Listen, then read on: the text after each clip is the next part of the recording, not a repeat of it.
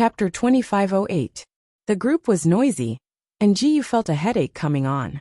She could vaguely feel that there was a large conspiracy here, but she couldn't guess what it was.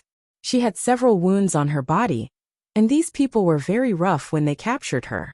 She didn't know who it was that slapped her neck, but her vision turned dark and she fainted. When Jiyu woke up, her vision was still a bit blurry. It was like there was a layer of mist in front of her.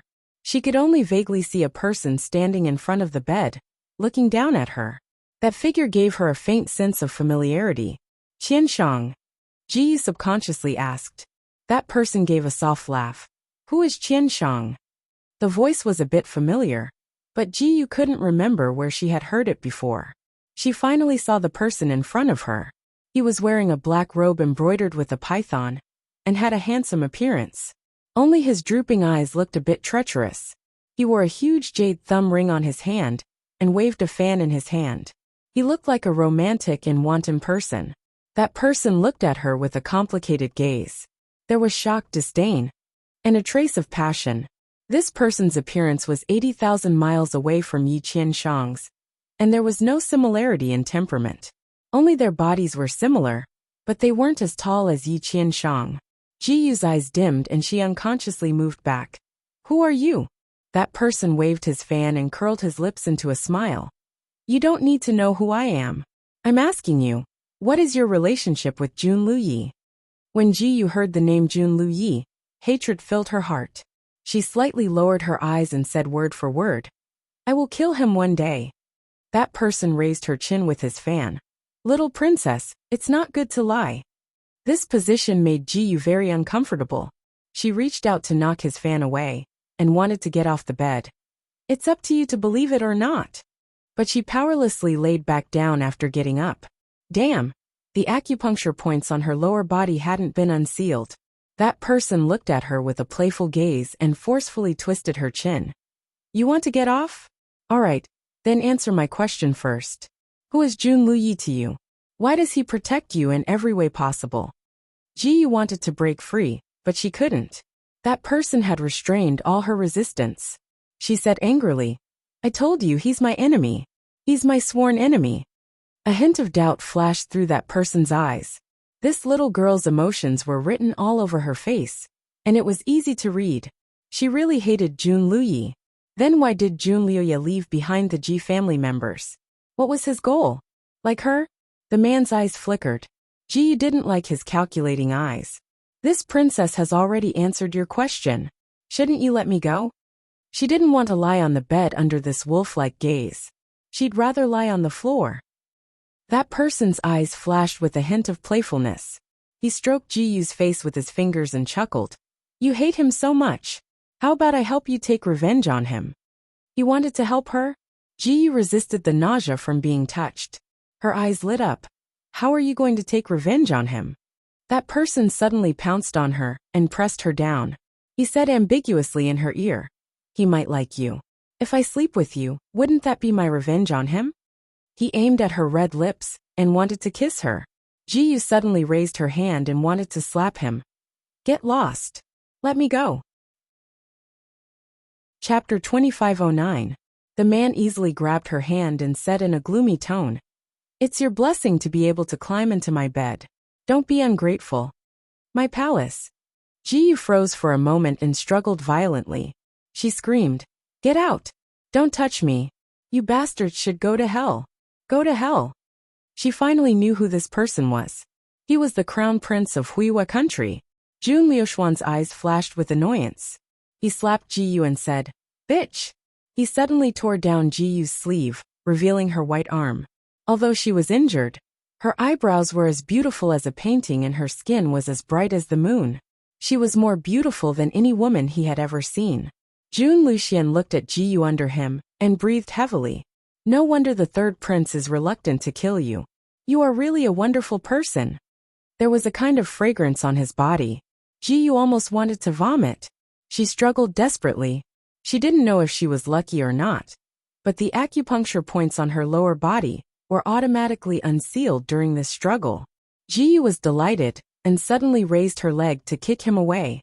She used almost all her remaining strength to kick him. Jun Luxian was kicked over by her, and Ji took advantage of the situation to jump up and run outside. Jun Luxian sneered and stood up. He didn't stop her and slowly walked out. Looking at Ji, who was surrounded by soldiers, he sneered. "Bitch, you can't escape." Naturally, the crown prince's courtyard was heavily guarded. This little princess who had aroused his desire would not be able to escape even if she had wings. He only needed to stand here and watch her leisurely, watching her fight like a cornered beast. Even if a beauty were to risk her life, it would still be pleasing to the eye. What's more, she was a delicate princess and couldn't struggle for long. He stood there and only ordered, "Catch her alive. Don't let her suffer any more superficial wounds." How disappointing would it be if such a beautiful and delicate princess had more wounds? With this order, his subordinates suddenly became a lot more timid. They didn't dare to use their big moves on her. Ji, on the other hand, was desperate. All the moves she used were mutually destructive. Ji used the sword she snatched at the last minute to rampage all the way and killed several soldiers. The smell of blood spread again. Jun Luxian watched with interest.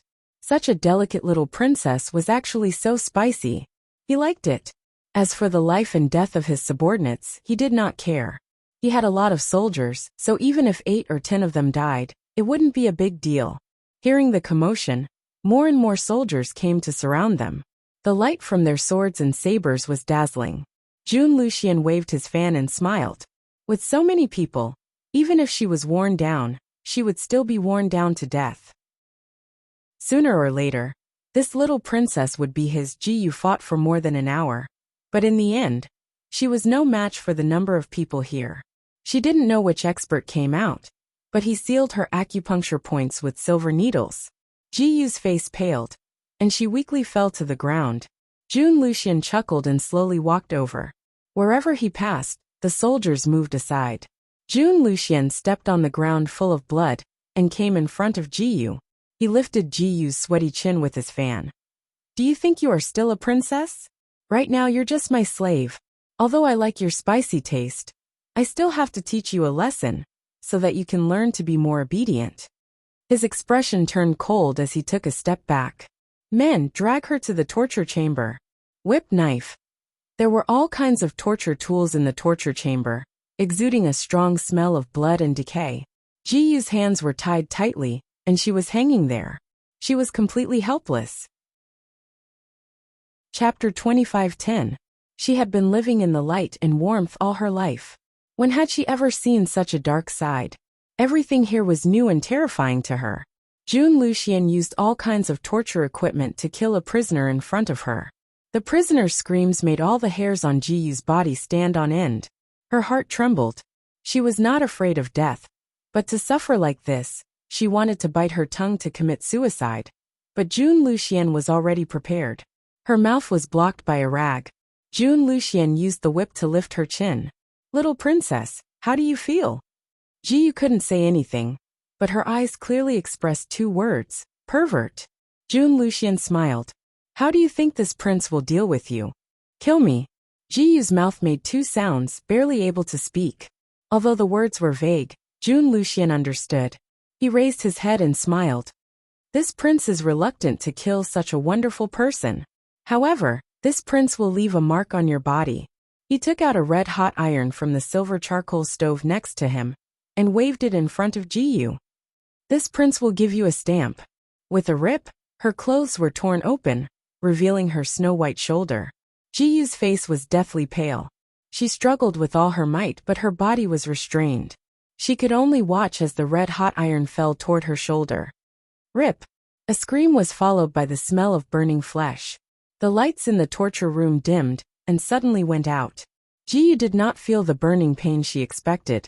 Instead, she heard an ear-piercing scream. Following that, her bound hands loosened, and she fell into an embrace that emitted a faint fragrance. Her eyes suddenly widened, but the torture room was too dark. She could not see anything. She subconsciously wanted to scream, but her mouth was still stuffed with a rag, so she could not scream. She was stunned for a moment. She felt that she was being carried out of the torture room. All of this happened too quickly, so quickly that no one could react in time. The crown prince's guards outside the torture room did not see anything. When they noticed that something was wrong inside the torture room, they rushed in and lit up the lights. The scene in front of them made everyone stunned. The noble and distinguished crown prince was lying on the ground, screaming like a pig being slaughtered. There was a large cheap word on his handsome face, which was very shocking. And the little princess Jiyu, who had been tied up, was nowhere to be seen. Jiyu was in a dream. That person was holding her and flying through the air. The scene in front of her quickly flashed, and she could not see the scenery around her. But her heart that was in the air calmed down. Yi Qianshang. It was Yi Qianshang Yi. She recognized the smell on his body. She recognized of his aura. Although he was dressed in black like an azura of the dark night, and even covered his face with a black cloth, she knew it was him. He finally came to save her. He did not give up. Jiyu's large eyes were filled with tears. The tears rolled down and fell on the arm holding her. His arm slightly stiffened, and his flying body slightly stopped. Good girl, sleep first. His large palm gently stroked the back of her head, and Jiyu immediately dozed off, closing her eyes in his embrace. In her daze, she seemed to hear him sigh faintly. What should I do with you? The voice seemed to come from the sky. It was like a dream, and then Jiyu fell asleep. Chapter 25:11. Jiyu's eyelashes trembled, and she opened her eyes. There was a person standing by her bed. That tall figure blocked most of the light. Who is it? The frightening scene from before appeared in her mind. There was a flash of fear in her eyes, and her body unconsciously shrank back. In the flickering light, she heard that person sigh. Don't be afraid, it's me. It's him. Jiyu's eyes widened, and then she threw herself into Yi Qianshang's arms. The familiar cold fragrance of plum flowers lingered around her.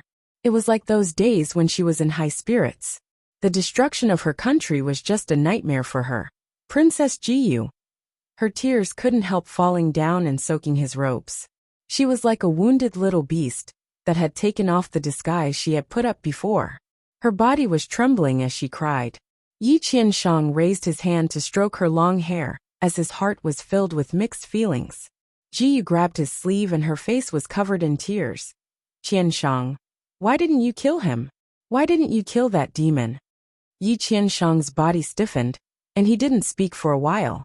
The expression in his eyes changed, as if he was fighting a fierce battle. Qianshang, why aren't you saying anything? Is it because you can't beat him that you didn't kill him? No matter what, can you give me an explanation? Jiyu's voice was trembling without her noticing it. Yi Qianshang's eyes dimmed. I'm sorry. Jiyu's heart suddenly sank. The doubts that she had suppressed before could no longer be suppressed. They rushed to appear and formed a line. A guest slowly floated to the surface. It was like a bucket of cold water had been poured over her in the winter, making her feel cold to the bone. Jiyu felt that her breathing was a bit difficult, and her fingers were cold. She tightly grabbed his sleeve and her eyes were filled with unconcealable caution. Qianshang, tell me clearly, are you one of Jun Luye's people? Saying this required a lot of courage, the courage to face reality. Jiyu used up all the courage she had in her life to ask this question. After asking this question, she felt her whole body go soft and cold. Yi Qianshang's movements paused for a moment, before he let out a sigh. He looked at her with a smile that wasn't a smile. Of course not. Little Moon, are you suspecting me now? No. He was not that bastard's man. Jiyu let out a long sigh of relief, finally putting down the heavy burden in her heart. He was her only hope now, her only support.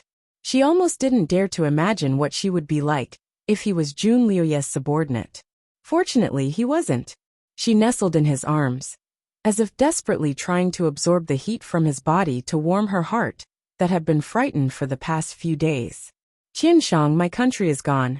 I am no longer a princess. Do you still like me? She hugged his waist tightly and looked at him unblinkingly with her big eyes. Her eyes looked crystal clear, but there was a hint of fragility in them. I like you not because you're a princess. Yi Qianshang sighed. He sat down on the bed and placed her down. Let me see your injuries. Jiyu lay down obediently, allowing him to examine her arms and legs. She had many injuries on her body, although most of them had formed scabs. There were still a few places where the scabs had cracked and blood was seeping out. In the past, the girl looked like she was carved out of white jade. Not to mention wounds. Not even a small scar could be seen on her body. But now. Chapter 25:12. Yi Qianshang's eyes were dark as he took out a bottle of ointment from somewhere and applied it on her. The ointment was cool, and not only did it soothe her wounds, it also calmed down her restless heart.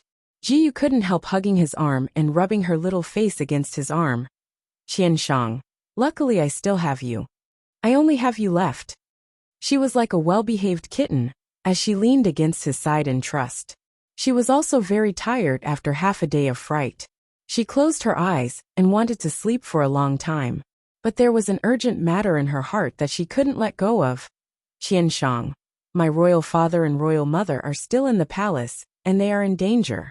I don't know what kind of method that pervert will use to torture them. I'm very worried. Yi Qianshang paused before stroking her hair. Don't worry your parents. I'll think of a way. Ji Yu let out a sigh of relief. Yi Qianshang's martial arts were so high. If he said he would think of a way, then he would definitely think of a way, right? This person was the hero in her heart, and her Prince Charming. She believed in him.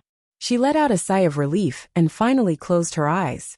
In a daze, she heard Yi Qianshang ask her, Ji Yu, how did you escape?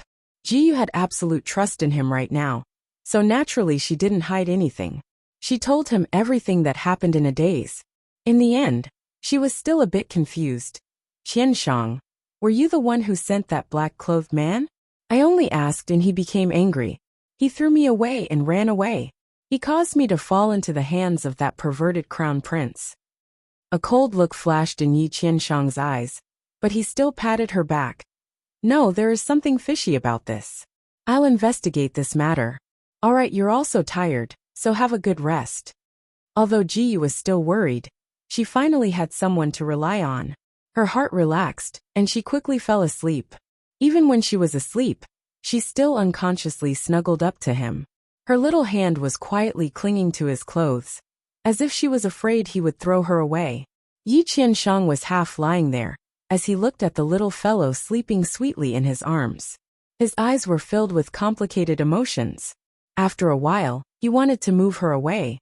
But as soon as he moved, the little fellow clung to him like she was frightened. Her little hand tightly clung to his clothes as she muttered, Qianshang, don't betray me. I'm so scared. Yi Qianshang's body stiffened, and he finally stopped moving. He didn't get up and pulled her to his side. Don't be afraid, I'm here, sleep. He also seemed to have not had a good night's sleep for a long time. After closing his eyes for a moment, he also fell asleep. The dark Sesseset was a courtyard's courtyard. A country's palace's mansion. It was originally the residence of a certain prince of Jiyu country.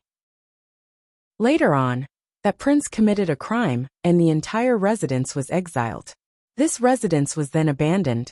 Later on, it was bought by the Dark Shadow Tower and renovated.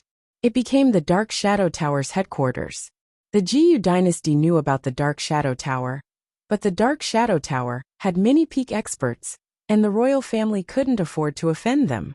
Secondly, it didn't threaten the Jiyu country's royal power, so they allowed it to exist. Now that the Jiyu country was destroyed, it was the Huiwa country's. But for the Dark Shadow Tower, the change in power didn't affect them much. The Huiwa country's soldiers didn't cause trouble for the Dark Shadow Tower. As long as Jiyu stayed here, she would be safe. Chapter 25:13. Jiyu had already been here for 2 days. Yi Qianshang was very busy. Jiyu had only seen him twice in the past 2 days, and both times were in a hurry. He would stay for less than 10 minutes each time before leaving. His martial arts were too high, and he would come and go quickly. Jiyu couldn't catch him even if she wanted to talk to him. In that short meeting, Jiyu naturally asked about her parents, but Yi Qianshang only said that he was trying and didn't talk about it. Jiyu also knew that it wouldn't be easy to save her parents from the heavily guarded palace. So although she was very anxious, she couldn't rush him. Not to mention that the number of times she could see him was pitifully small. She couldn't leave the Dark Shadow Tower because there were people chasing her outside. It was said that people were chasing her all over the city. These past 2 days weren't normal torment for her. The people in the Dark Shadow Tower were very good to her and protected her very well. But she didn't know if it was because they weren't normal people. But they didn't talk normally, and the other side would know what to do with just a gesture. They were also like this in front of her. Other than the most important words, they didn't say a single word. Ji was very bored, and adding in the worry for her parents' safety, her temper became a bit irritable. On the 6th day, Ji's princess temper finally flared up when she saw Yi Qianshang. She wanted to go out for a walk. She wanted to go out and see. She thought that Yi Qianshang would try to refuse, but she never thought that after looking at her for a moment he would agree. But he also had a request. She had to disguise herself when she went out. Ji had already heard of disguise techniques, but she had never seen it with her own eyes. Now she finally experienced it for herself. When Yi Qianshang finished changing her appearance, she looked at herself in the mirror and found that this disguise technique really did have the power to turn something magical into something rotten. Her once white skin had turned dark, her nose was shorter than usual, her eyes were smaller, and her face was dotted with pockmarks. Wearing men's clothes, she looked just like a country boy. Yi Qianshang had also changed his appearance.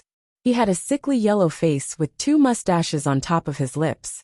He also wore a robe that was neither new nor old. The originally handsome man had turned into an ordinary man that couldn't be found in a crowd. Ji looked at Yi Qianshang in a daze for a moment. If it wasn't for the fact that her country was destroyed, she would have laughed out loud seeing Yi Qianshang's appearance.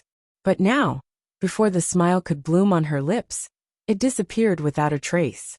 If the country hadn't been destroyed, her home still existed, and she was still that carefree little princess, just playing such a harmless game with the person she loved. She looked at Yi Qianshang again.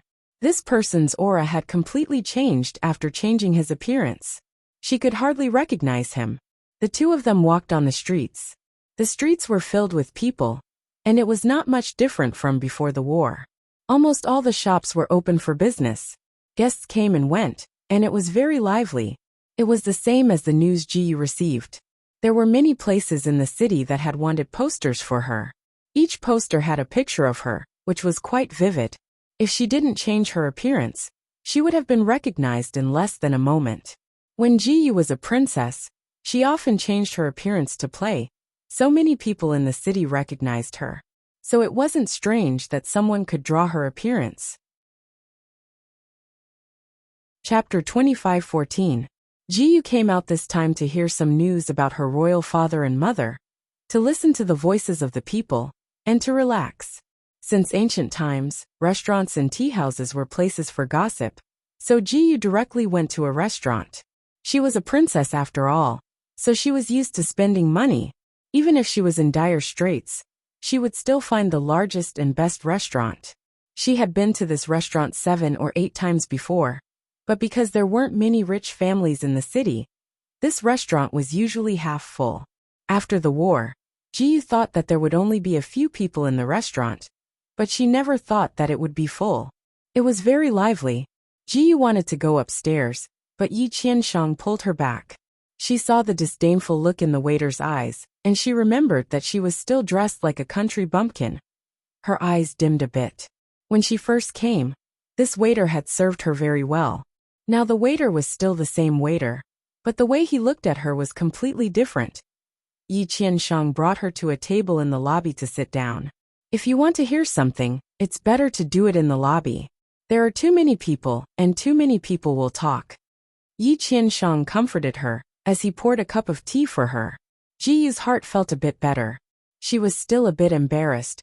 It's not that I don't believe the news you gave me, but I want to hear it with my own ears. Yi Qianshang smiled and didn't say anything. She listened and found that these people were indeed gossiping. Most of them were talking about the Dong family and the Li family. No one was talking about the country. This surprised Ji a bit, but she couldn't guess the reason. The restaurant was lively as usual, but Ji's heart was strangely filled with anger. These people were the citizens of the Ji country. Now that their country had been destroyed, why didn't they feel any grief or indignation?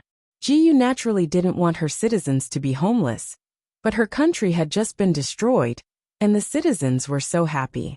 This made her feel a bit uncomfortable, and she couldn't describe this feeling. She listened for a bit, and didn't hear anything she was interested in. She ate a few mouthfuls of food before urging Yi Qianshang to leave. The two wandered through the streets and passed through the crowd. Ji Yu was a bit absent-minded, but Yi Qianshang suddenly pulled her aside to prevent her from bumping into a luxuriously dressed fat young master. Her nose hit Yi Qianshang's chest and felt a bit sore. She couldn't help calling out, "What are you doing?" Fortunately, her voice had become hoarse due to her recent anxiety. Otherwise, her identity as a woman would have been exposed. "Brat, are you blind? You almost bumped into me." That fat young master didn't give up. Only then did Ji Yu see the meat wall not far away. When had she ever suffered such anger?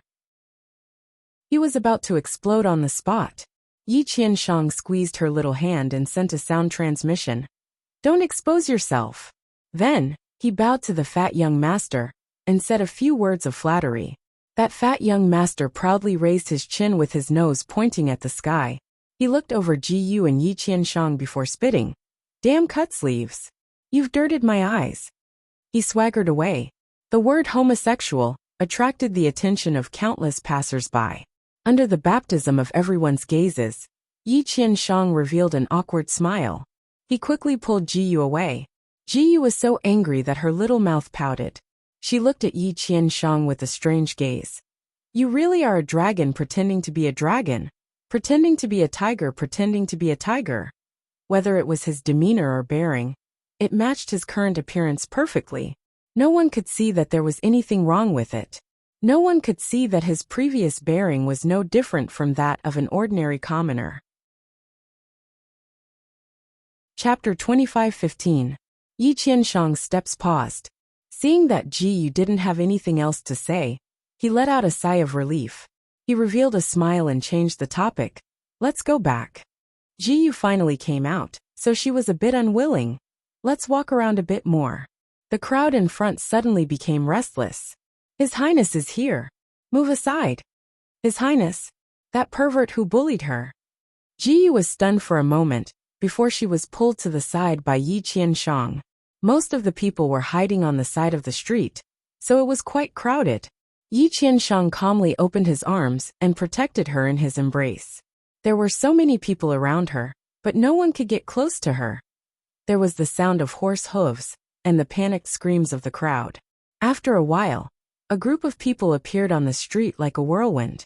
On this bustling street, these people didn't slow down at all. From time to time, people's stalls and things they couldn't take away were kicked away by the horse hooves. The person in the lead wore a dark golden robe embroidered with several dragons bearing their fangs and brandishing their claws. He wore a white jade mask on his face, making it impossible to see his features. But from his figure, it should be the Crown Prince Jun Luxian. Ji Yu suddenly clenched her fists. Yi Qianshang placed a hand on her shoulder and said to her, "Don't act rashly." Ji Yu knew that she couldn't casually make a move right now, so she gritted her teeth and endured it. Jun Luxian had his tiger wolf guards by his side. This group of people rode their horses as if there was no one around, leaving a mess wherever they went. When they passed by Ji Yu, Jun Luxian's eyes suddenly stopped in Ji Yu's direction. With a loud shout, "Stop!" the group of people suddenly stopped. Ji Yu's eyes opened wide as she tightly gripped the dagger hidden at her waist. Shwa! The whip flew out. But it wasn't aimed at Ji Yu. Rather, it swept away a girl not far away from her. That girl screamed and fell in front of Jun Luxian's horse. Jun Luxian used the whip to roughly raise the girl's chin and looked at her. His gaze was like that of a wolf or a tiger, scaring the girl so much that her face turned pale, and she couldn't stop trembling. Jun Luxian snorted, and with a sweep of the whip, a bloody mark appeared on the woman's face. Jun Luxian snorted, and with another sweep of the whip, the woman rolled several times on the ground, lying on the ground for a long time, unable to move. The Crown Prince's actions had clearly angered the crowd. The surrounding people were filled with righteous indignation and clenched their fists in their sleeves. Ji Yu naturally angrily glared at him.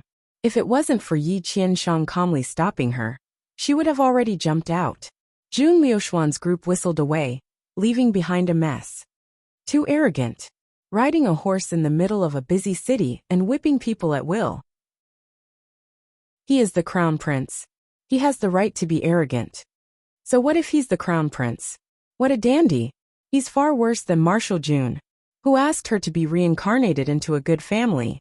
It was said that the emperor doted on him quite a bit. This time, he even took half of the credit for destroying Jiyu country. It's said that he was the one who led the troops to attack Purple Moon City. He is actually just an army supervisor, but he is ordering people around in the army. He is relying on his status as the crown prince to do whatever he wants. The crowd was noisy as they kept talking. They clearly didn't like this crown prince. Jiyu thought of the Wuxia country's soldiers that chased after her when the city fell. Her fingers turned pale as she said in a low voice, "I must kill this bastard." Chapter 25:16. A cold look flashed in Yi Qianshang's eyes. Don't worry, he won't be proud for long. He pulled Jiyu away. A blue-clothed man came over. He had thick eyebrows, large eyes, and a square face. He walked in front of Yi Qianshang and whispered a few words. Yi Qianshang thought for a bit before giving him a few orders. Their voices were too low, and the surroundings were too noisy, so Jiyu didn't know what they were talking about. Yi Qianshang's face was still indifferent, and Jiyu couldn't see any emotions from it. Jiyu was in a daze when she suddenly felt her little hand being pinched. She looked up and met Yi Qianshang's eyes. Go back with him first. I have something to take care of. Jiyu wanted to ask what it was and if it was serious, but she remembered that they were outside, so she could only give up.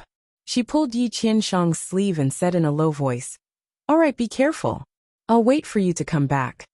A gentle look flashed in Yi Qianshang's eyes. He patted Jiyu's head and turned to leave. Jiyu walked in front of the blue-clothed man. Let's go. That person escorted her away. Jiyu looked at the blue-clothed man's face. The more she looked at him, the more familiar he seemed, like she had seen him somewhere before. She suddenly thought of something.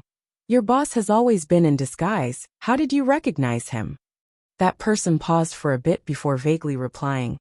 No matter what boss disguises himself as, we can recognize him. Why? Jiyu was curious. That person didn't answer, and just led the way like a mute. Jiyu looked at his back, and felt like something was wrong. When they were about to reach the dark shadow tower, Jiyu suddenly said, Have I seen you somewhere before? The blue-clothed man paused and seriously thought about it before shaking his head. No. Jiyu nodded, and then stepped into the dark shadow tower. She followed the blue-clothed man through many courtyards before finally stopping in front of her own courtyard. I'm here. The blue-clothed man cupped his hands and turned to leave. Jiyu looked at his back, and felt like she had seen him somewhere before. Especially when he replied in a methodical manner. She closed her eyes, and the people and things she had seen in the past few days quickly flashed through her mind. Finally, it stopped at a scene. It was the face of one of the guards on the night when she was taken away by the black-clothed men, and avoided the heavy patrolling guards in the palace. Jiyu raised her eyes, and carefully looked at the blue-clothed man. That's right, it was him. She had never failed in her ability to recognize people. But how could the guards of the royal palace become Yi Qianshang's subordinates? Could it be? Did Yi Qianshang's subordinates infiltrate the palace as spies?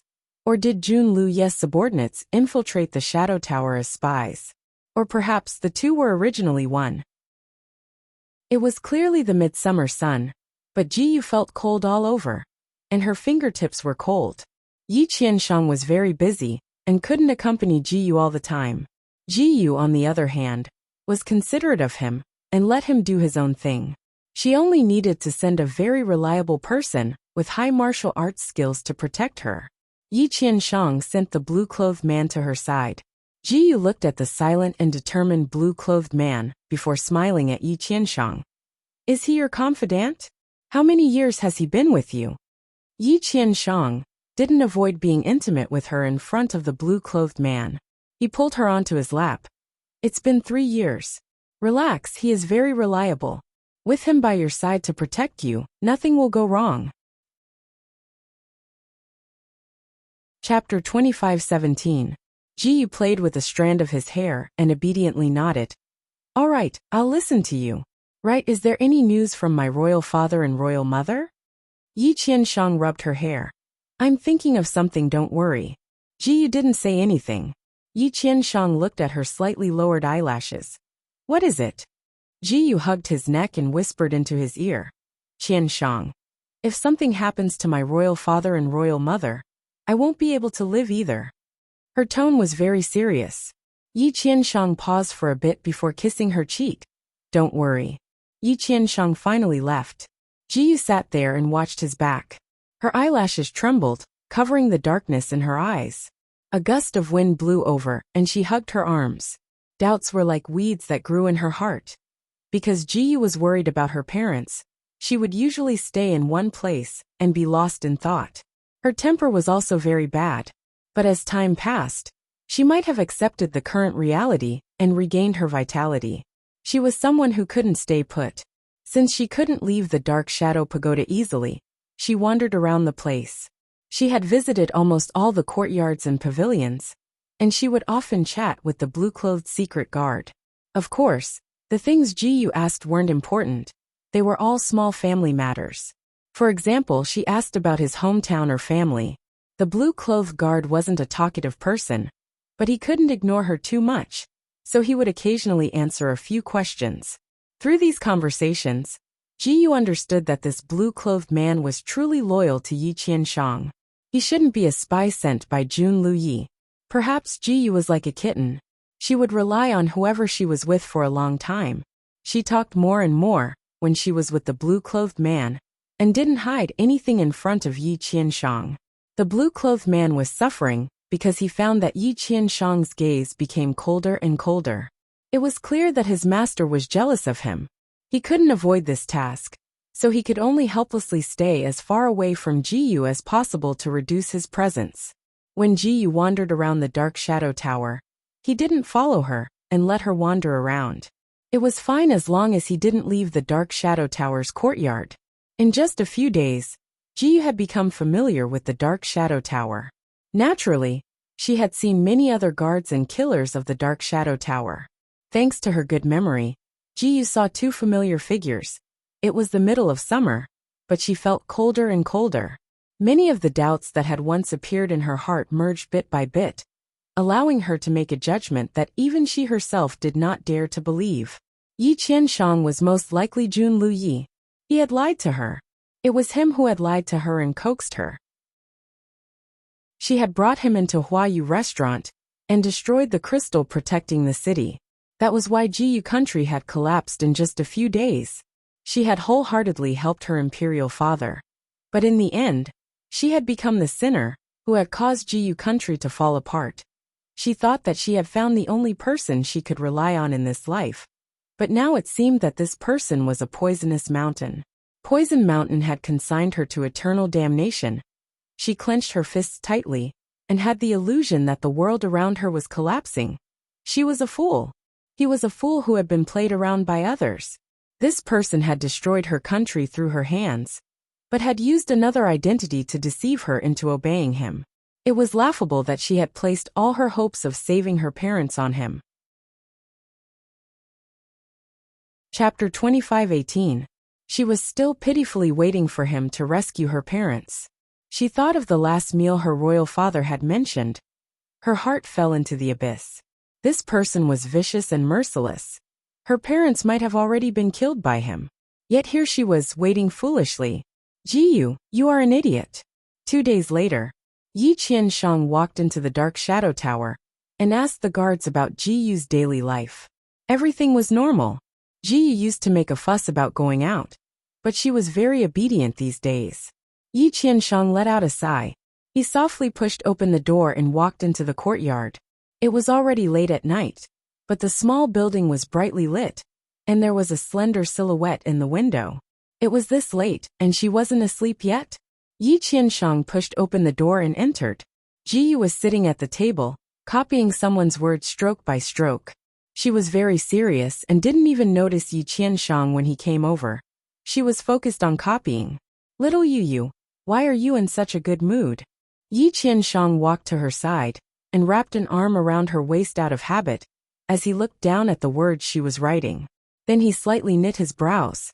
The words looked very stiff, and the strokes looked very powerful, as if they wanted to pierce through the paper. "So ugly," he commented without any politeness. "I remember that your words are round and smooth. Why are they so stiff this time?" Ji put down the pen. She was probably tired from writing, and her palms were a bit wet. She leaned into Yi Qianshang's embrace. "I'm restless. Is there any news from my royal father and mother?" Yi Qianshang was in a good mood. He picked up the pen and wrote a line before casually saying, "There's a bit of progress, don't worry." Ji stood on the side and looked at him for a while. His words were indeed good, flowing like water, and had the domineering aura of a king. She pursed her lips and took out a cup from somewhere. She poured a cup of tea for him and handed it to him. "It's been hard on you. Come, drink some water to moisten your throat." Yi Qianshang's pen paused, and he looked at her before teasing her. "When did you become so virtuous? Have you learned how to serve tea and water?" Her appearance was like that of a young married woman, which was very different from how she used to be. Ji punched him with her small fist. "You've been running around for my parents, so I'm giving you a cup of tea as a reward. What? You don't appreciate it?" Her angry appearance seemed to please Yi Qianshang. He looked at her for a while, and saw that she was biting her lips so hard that they almost turned white. He couldn't help smiling. "Thank you, of course I thank you." He raised the cup of tea and drank it in one gulp. Ji secretly breathed a sigh of relief. She took a step back and said, "I'll go get you some more water." She wasn't prepared for Yi Qianshang to grab her wrist. Ji Yu's face turned pale as she suddenly looked up at him. He pulled her into his arms and said, "Come, I'll teach you how to write." Without any explanation, he handed the brush to her, and then clasped her hand that was holding the brush. He said with a smile that was not a smile, "People who can be taught how to write by me are rare. Little Moon, you have to cherish this opportunity." Ji Yu couldn't help writing a few words as he held her hand. "The moon shines in the night." Did these words have a different meaning? Ji Yu looked at these words in a daze. Yi Qianshang's lips had moved to Ji Yu's ears, and he whispered in her ear. It was like he was teasing her. "These words contain our names. Ji Yu, you are the moonlight that illuminates the night." Ji Yu froze and Yi Qianshang behind her suddenly fell down onto the table. Chapter 25:19. Ji Yu slowly turned around and looked at him lying on the ground. The expression in her eyes changed drastically. He had been drugged by her. He had fallen for her trick in the end. It had to be said that this person was very magnanimous. He was half lying there with his body leaning to the side. His black hair flowed down his side, and his long eyelashes covered his face, leaving behind a faint shadow. His lips were even curled into a smile. He didn't look like he had been drugged. Rather, he looked like a drunk man sleeping under a flower. There was a bewitching charm in his free and easy demeanor. Ji reached her hand into her chest and pulled out a cold glowing dagger. The candlelight in the hall reflected the cold glow of the dagger, giving it a kind of green glow. She tightly pursed her lips and raised the dagger high into the air. Liar! This liar! This liar who tricked her heart and ruined her country! She wanted to cut him into 10,000 pieces to take revenge for her parents. Take revenge for her country. She looked down at him as she tightened her grip on the dagger. Her dagger was a divine weapon. It could cut iron like tofu. His neck was right under her dagger. As long as she moved down, she could cut his artery and immediately kill him. She had already planned for this, but she never thought it would be this easy. He had fallen for it this easily. The heavens were really helping her. Her large eyes flickered, as if countless emotions were swirling in the depths of her eyes. Her hand moved down a bit, and then moved up a bit. This kind of up and down showed that she was feeling very conflicted. After the dagger moved up and down 3 times, she seemed to have made up her mind. She closed her eyes, and the dagger in her hand stabbed down like lightning. She loved him, but she had to kill him for revenge. At worst, she would kill herself after killing him. Her beloved had betrayed her, and her parents were dead. What reason did she have to live in this world? The dagger seemed to pierce something as it pierced through the handle. She felt that something wasn't right, and she immediately opened her eyes. Her pupils shrank. Yi Qianshang, who was lying there, had actually turned around at this time, perfectly dodging her dagger. The dagger was sharp and pierced into the sandalwood table. It was less than an inch away from his handsome face. Her fingers trembled as she forcefully pulled out the dagger. After that stab, her palms were already drenched in cold sweat. At this moment, her legs were also a little weak. She calmed her heart and stabbed the dagger a second time. Yi Qianshang leaned to the side, and her sword missed again. Her second stab was far less powerful than the first, and it only pierced an inch into the table. Jiyu. He did it on purpose. He might not have fainted. Jiyu pulled out her dagger and desperately stabbed at Yi Qianshang's neck. Suddenly her vision blurred. She was hugged by the waist. Her wrists tightened, as if they were clamped by an iron clamp. She couldn't move at all. Her entire body fell into an embrace. A faint cold fragrance seeped into her nose, but her heart sank into the abyss. Little Yu, I gave you this dagger to protect yourself, but you used it to assassinate me. Aren't you a bit too heartless? His charming whisper sounded in her ear. At the same time, she felt a pain in her wrist, and the dagger fell from her hand. Yi Qianshang flicked his foot, and the dagger landed in his palm, spinning around endlessly. Jiyu's eyes opened wide as she angrily glared at him. You cheated. So he fainted just now. That was strange. She had clearly put enough knockout drug in his water to knock out a tiger, and she had watched him drink it. How could it not work? Yi Qianshang seemed to understand the doubt in her eyes. Chapter 25-20. Yi Qianshang seemed to understand the doubt in her eyes, and gave a soft sigh. I am the ancestor of killing and plotting against people. Jiyu, your little tricks are full of holes in my eyes. He was a top-level assassin who fought in the Azura battlefield every day. Someone who came out from a pile of corpses. How could he fall for Jiyu's trick? Her every move just now was full of flaws. You clearly drank that water. Jiyu still didn't understand. Yi Qianshang flicked his fingernails and said in a soft voice, I have an antidote on me that can cure any poison. So she was nothing but a joke in his eyes. Every move was a joke. Jiyu closed her eyes. Just kill me. Junliuya. She couldn't say anything since her skills were inferior. After a while there was no movement. Jiyu opened her eyes again, and saw Yi Qianshang sitting there, playing with the dagger in his hand. There was no expression on his handsome face, making it hard for people to guess what he was thinking. When did you recognize this king? He slowly spoke. His long and narrow eyes looked at her, and the aura around him changed. It was like there was a kind of pressure spreading through the room that made it hard for people to breathe. Jiyu gave a snort. Your disguise is also full of holes. She returned the words he had just said back to him. Junliuya was stunned before suddenly laughing. Little Yu, so you also have sharp moments. His laugh had the same taste as Yi Qianshang, lazy and charming. He was actually laughing. He could still laugh. Jiyu looked at his laughing figure, and her heart turned cold. She had entrusted all of her love to him, and vowed her undying love. She wished she could live and die with him.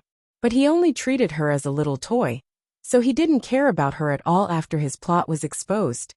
Jiyu was filled with anger, and her body slightly trembled.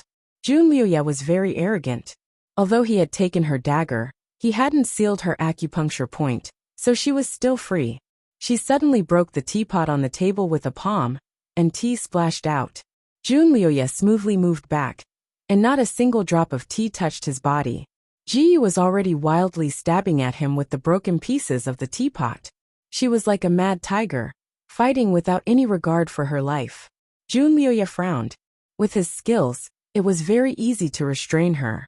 This time he sealed her acupoints. His fingertips flicked Jiyu's wrist, and the teapot fragments in her palm fell down. There were bloodstains on the edges of the fragments. Junliuya frowned, and pried open her tightly clenched fist. Her palm was dripping with blood from the sharp shards. The wound wasn't small either. It looked like a child's mouth, and blood was gushing out. Junliuya took out a bottle of medicine from somewhere, and applied it on her palm. His voice was tinged with rare anger. Do you really not want to live anymore? You know you can't win, yet you still come here to risk your life. That's what a reckless man would do. Apart from throwing away your own life, there's no other use. Jiyu's small face was deathly pale. Her pair of crystal-clear eyes were now dyed with a few strands of red. Jun Luyi, take your dirty hands away. You don't deserve to touch me. Just kill me. The anger of being deceived and the sorrow of not being able to take revenge almost crushed her.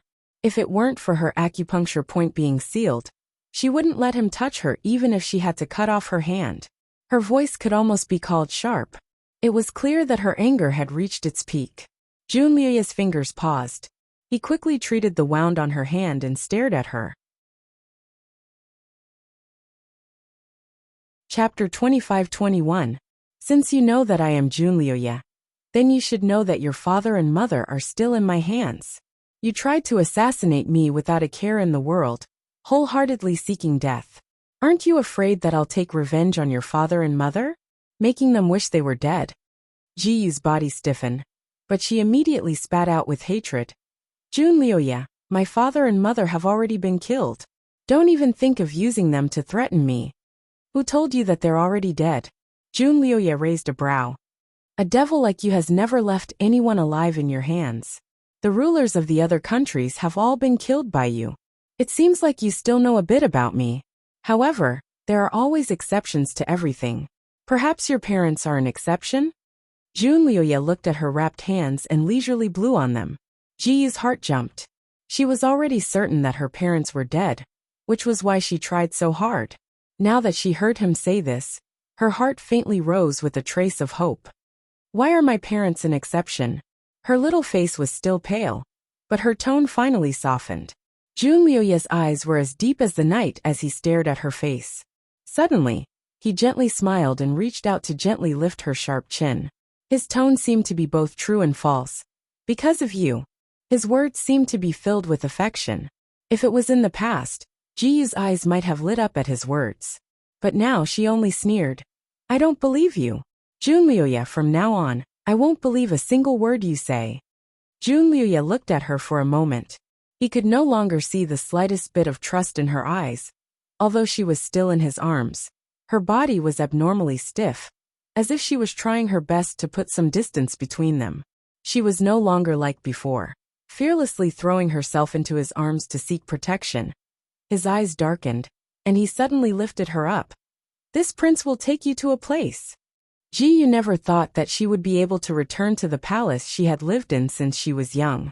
Jun Luyi brought her here, and even disguised her, so that people who weren't familiar with her wouldn't be able to recognize her. At this moment, she was wearing the clothes of a normal guard as she followed behind Jun Luyi. Passing through palace doors and courtyards, Jun Luyi appeared in his original appearance. He wore a beautiful black robe embroidered with python patterns, and wore a ghost mask. He was clearly such a refined and elegant person, but after wearing this outfit, every inch of him seemed to have an inexplicable tension, giving people a kind of cold pressure. Along the way, they would occasionally bump into soldiers from the Wuxia kingdom. However, the moment they saw him, they would all respectfully bow and kowtow. At first glance, one could tell that these guards were extremely well trained. No matter what they did, they were neat and tidy, carrying the silent murderous aura of an iron-blooded soldier. Jiyu lowered her eyes and followed behind him. Looking at him striding forward, she quietly clenched her fists. This was the real him, right? This made him look like the god of slaughter of this continent. Just like in the legends, he was cold-blooded and ruthless, not even recognizing his own kin. And that seductive, romantic, and lazy Yi Qianshang was nothing more than an illusion he made. An illusory character. Jiyu followed him to the gates of the Hanliang Palace. There was a guard every 3 steps, and a sentry every 2 steps. It was clearly heavily guarded. Jun Luyi waved his hand, and made a simple gesture. The guards at the door pushed open the palace doors, and silently retreated far away. Jun Luyi looked at Jiyu behind him and softly said, "Go in. This king will give you 10 minutes to catch up." Chapter 25-22. Jiyu paused for a moment. Looking at the open palace door, her heart began to beat wildly. Are my parents really still alive? Right here. She made up her mind and strode into the palace. Jiyu finally saw her parents. In just a few days, they had lost a lot of weight, looked a lot haggard, and also a lot older. Fortunately, they were still alive. They were alive and well. Her eyes were brimming with tears. The reunion of father and daughter was unavoidable. Jun Liuya leaned against the door leisurely, as if he was bored to death, and twirled the emerald green thumb ring on his thumb. The guards here were obviously his most loyal subordinates. It was strange for him to bring a soldier here in the middle of the night, and let the soldier enter the hall where the serious criminals were locked up alone. But these guards were all blind, and pretended not to see anything. After about 10 minutes, Ji Yu still had no intention of coming out. Jun Liuya's eyelashes drooped as he suddenly strode inside. Inside the palace, the full moon emperor and the queen were saying goodbye to their daughter. After the initial excitement, they were still very puzzled. What was their daughter's identity now? How did she break through the heavy guards and enter? Ji Yu did not want her parents to worry about her, so she wanted to mumble, "Someone helped me." Who helped us? The full moon emperor's eyes lit up. He had been locked up here for so long, but he did not see anyone from his own side. If there was such a force outside, maybe he could make use of it. "I am." The two cold words blew into the palace. The full moon emperor froze. He looked at the tall man standing at the door with his back against the light, and clenched his fists in his sleeves. The enemy who destroyed his country. The god-killing Jun Liuya. Ji Yu also froze. She suddenly looked up, not understanding his purpose at this time. Jun Liuya walked in slowly and elegantly like a leopard in the night. The full moon emperor subconsciously protected his daughter and retreated. "You, what are you doing? Don't hurt my princess." Jun Liuya stopped and looked at Ji Yu. He said with a faint smile, "Come here. It's time for you to go out with me." His voice was soft but inexplicably cold. Her parents' lives were still in his hands. Ji Yu did not dare to resist him. She bit her lips and comforted her parents. Finally, she walked to his side. Jun Liuya wrapped his arms around her waist and left. "Jun Liuya, what did you do to my daughter? Why is she so obedient to you?" Emperor Yuan Yu shouted from behind. Jun Liuya paused and chuckled. "She will be my woman." This was obviously a bomb. The Emperor Yuan Yu and his wife were stunned, and Ji Yu's body froze. The full moon emperor shouted angrily, "Ji Yu will never marry the enemy who destroyed her country." Jun Liuya didn't say anything else. Instead, he dragged the unwilling Ji Yu away. The full moon emperor was trembling with anger. Just as Jun Liuya left, a guard walked in and coldly told them not to make trouble. Otherwise, their daughter would be humiliated and would never be able to wash away her shame. Emperor Full Moon was so angry that he almost fainted, but there was nothing he could do. The lights in the dark shadow tower flickered. Outside, it was the darkest period before dawn. "I will never marry you." Ji Yu reiterated her point for the third time. On the way back, she had already expressed herself sternly twice, but Jun Liuya did not seem to have heard her. Chapter 25-23. Now that they were back in the dark shadow tower, Ji Yu's familiar room, she felt a bit more at ease. At the same time, she could no longer suppress the anger in her heart. "Jun Liuya, I won't marry a despicable person like you." Jun Liuya sat down at the table and poured himself a cup of tea. After taking a sip, he pushed the cup of tea over. "You've been shouting the entire way. Are you thirsty? Come drink this." Ji Yu's face turned red from anger. She slammed the cup of tea on the ground, and it shattered, making a loud sound. She also raised her voice to its loudest. "Who's drinking your thing? It's dirty to death." "Dirty?" Jun Liuya reached out and grabbed her wrist. He pulled her into his embrace and kissed her without waiting for her to react. This kiss was different from any other kiss. It was filled with a strong will. Ji Yu struggled with all her might, but she was still kissed until she couldn't breathe. Their lips and tongues intertwined. Her nose was filled with his scent and his taste. Her mind buzzed and she used all her strength, but she still couldn't break free from his entanglement. Big drops of tears rolled down her cheeks and flowed into their entangled lips and tongues. It was salty and bitter. Jun Liuya paused for a moment and finally let go of her. However, he continued to hug her and said in a domineering voice, "Ji Yu, from now on, you are my woman. I am your sky. Ji Yu's eyes were filled with anger. She raised her hand to slap his face. Don't even think about it. Her hand was caught by him, and he looked at her. Little moon, didn't you want to marry me? We once swore an oath of eternal love. Ji Yu's wrist hurt from his grip, but it couldn't compare to the pain in her heart. She said word for word. Jun Liu Yi, the one who pledged his love to me was Yi Qianshang, not you. Jun Liu's eyes narrowed. Am I not Yi Qianshang? No, you're not him. He's already dead. Yi Qianshang was just a picture he painted for her. He didn't actually exist. She would rather believe that he was dead, that he died on the way to assassinate Jun Liuya. Jun Liuya was silent for a few seconds before revealing a soft smile. That's fine. His arm loosened, and Ji Yu hurriedly jumped away from him, leaving a distance of 3 meters between them. Jun Liuya had no intention of grabbing her again. He simply said, Since you think he's dead, then I don't have to abide by the agreement between you and him. I won't marry you. Ji Yu seemed to be relieved. I won't marry you either. Her tone was like she had just thrown away a pile of garbage. Jun Liuya glanced at her, and did not say anything else. Instead, he stood up, opened the door and clapped twice. Men. 2 guards appeared silently outside the door and bowed. Master, what are your orders? This was how the Dark Shadow Tower addressed Yi Qianshang. Jun Liuyi said, Pass down this prince's decree. Transfer the original Jiyu country's monarch and his wife to the water prison and await their punishment. Jiyu's heart was beating wildly. She rushed to the door and shouted, What are you doing? Jun Liuya crossed his arms and looked at her coldly. Naturally, I'll deal with them according to how this prince handled things. Based on how he used to deal with things, how could her parents survive? Jiyu gritted her teeth. Jun Liuya, they're already so pitiful. Do you even have any sympathy? Jun Liuya acted like he had heard a joke that couldn't be any funnier. Sympathy? Jiyu, you can't have sympathy on the battlefield. Chapter 25-24. Jun Liuya seemed to have heard the funniest joke in the world. Sympathy? Jiyu, you can't afford to have sympathy on the battlefield. When have you ever heard of the killing god Azura having sympathy? Jiyu glared at him, her chest heaving up and down in anger. What do you want? Jun Liuya returned to his chair and sat down calmly saying, You know what I want. Jiyu.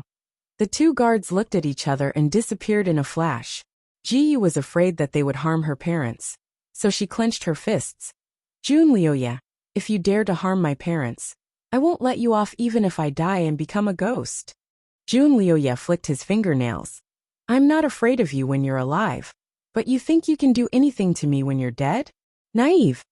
At this time, he was simply a demon. Jiyu hated him so much that she clenched her teeth, but there was nothing she could do. Her chest was filled with anger, but she couldn't find a way out. She wasn't afraid of death, but her parents. How on earth did she provoke such a demon? She suddenly tasted something sweet in her throat. Then her body trembled, and she spat out a mouthful of blood. Jun Liuya's eyes darkened, and his fingers moved slightly, as if he wanted to do something. But he didn't. He only calmly said, Jiyu, a wise man submits to circumstances. Seeking death is the behavior of a coward. You should know what to do next. Jiyu's entire body was trembling, but she had no choice but to accept this cruel reality. What do you want? What will it take for you to let my parents go? Her parents' safety was her weak spot. Jun Liuya stood up and slowly walked in front of her. His eyes locked onto hers as he lifted her chin with his finger. I want you. Be my woman, and I'll give you a day to think about it. Give me an answer tomorrow night. Without waiting for Jiyu to speak, he turned around and walked out. Jiyu didn't give up. Jun Liuya, didn't you say that you won't marry me? Jun Liuya paused for a moment before saying, Indeed, I won't marry you. I just want you to be my woman. He then left with large strides. He won't marry me, but wants me to be his woman. Does that mean he wants me to be his concubine? Perhaps she can't even be considered a concubine. Even if he needs to marry her, he still needs to go through the motions. Jiyu clenched her fists so tightly that her knuckles turned pale. There was white steam in the hall and fresh blue petals floating in the bathtub. Of the bathtub. Miss Ji, Please take a bath and change your clothes. The two maids bowed to Jiyu, who was sitting on the chair in a daze. Jiyu closed her eyes and stood Lyoya's bathtub. The two maids wanted to help her take off her clothes, but she stepped aside and said, I'll do it myself. Get out. After all, she was once a princess. Once her little face tightened, there was a kind of majestic aura. The two maids looked at each other and agreed. They put a set of clothes on the shelf next to them. Miss, you can change into this after washing. Use of it. Of use uaa of her yua, escot of her. Stu. Her you of course. She groggily thought about it for an entire day. When Jun Lyoya came again at night, she finally gave him a satisfactory answer. She didn't have a second choice. Jun Lyoya seemed to have expected her to be like this.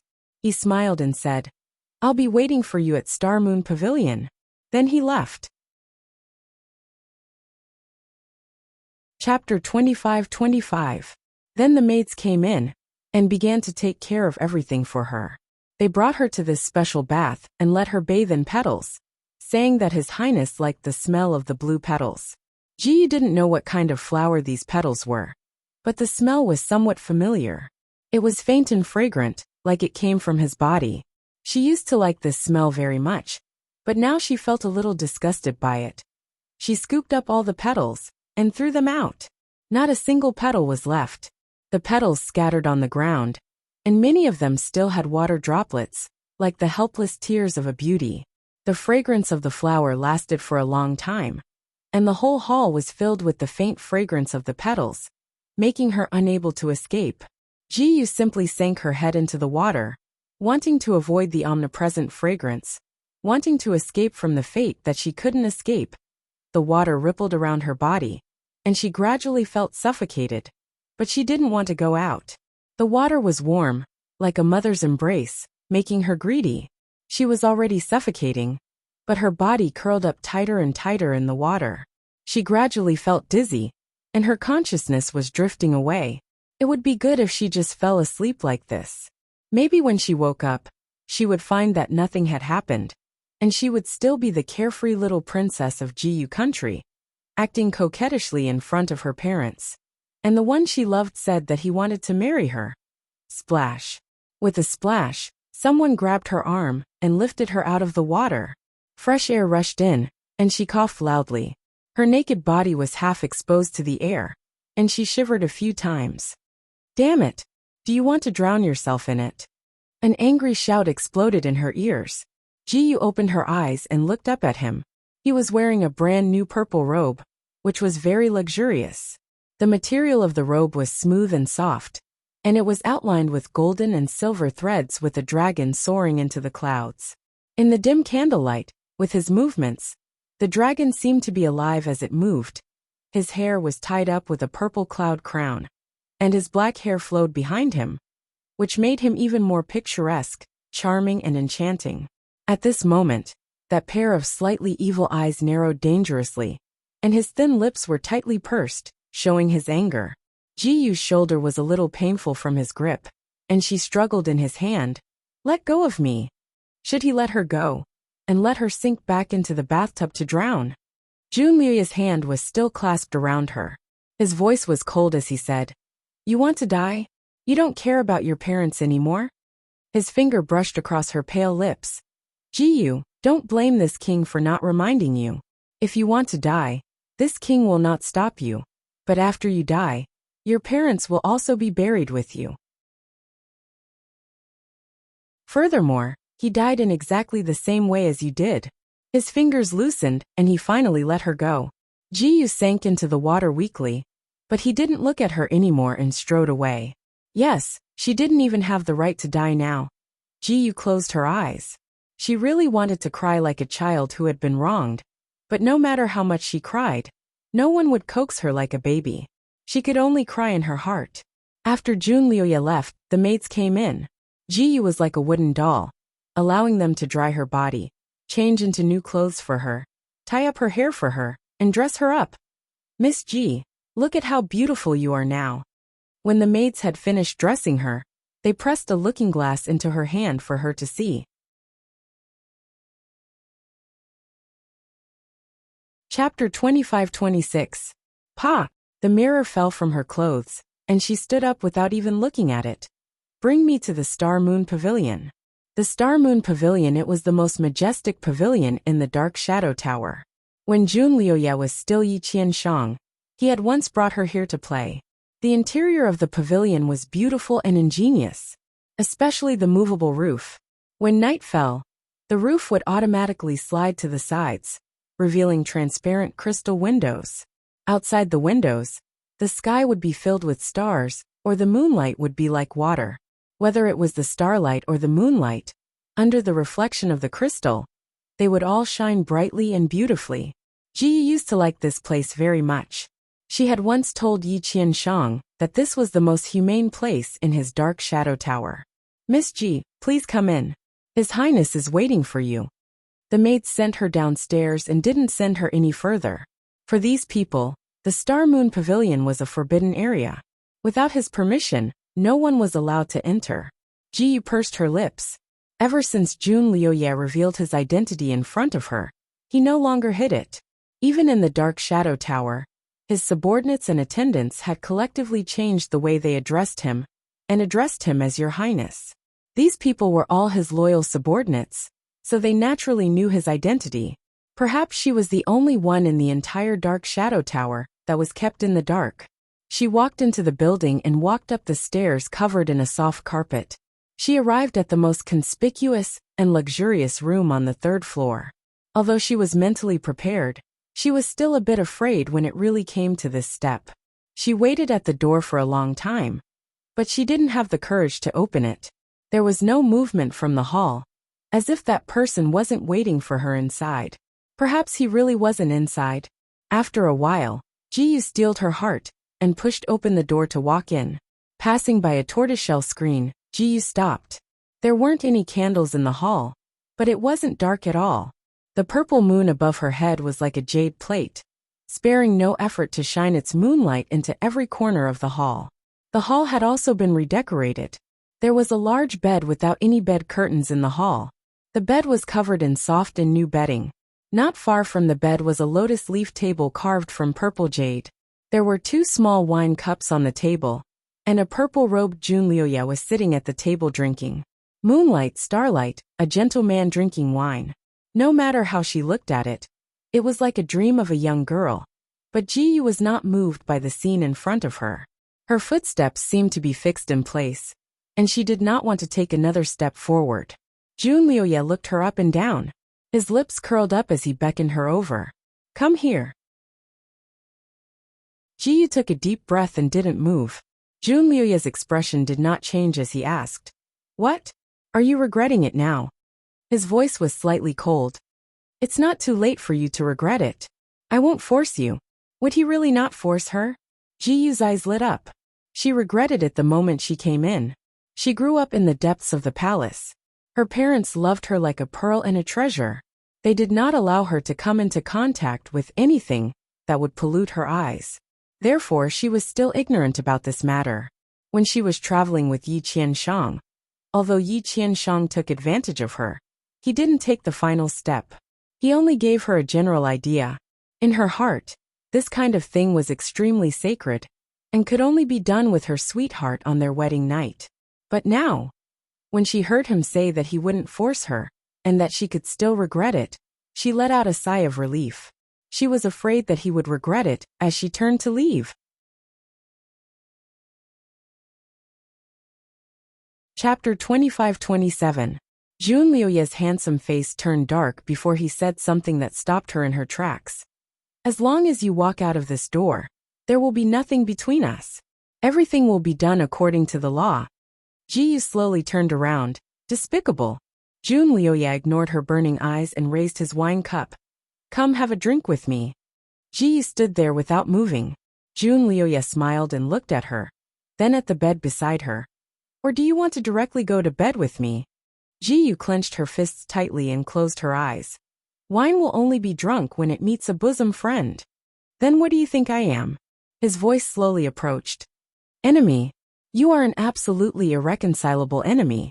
Ji did not hide her words. You don't like me anymore?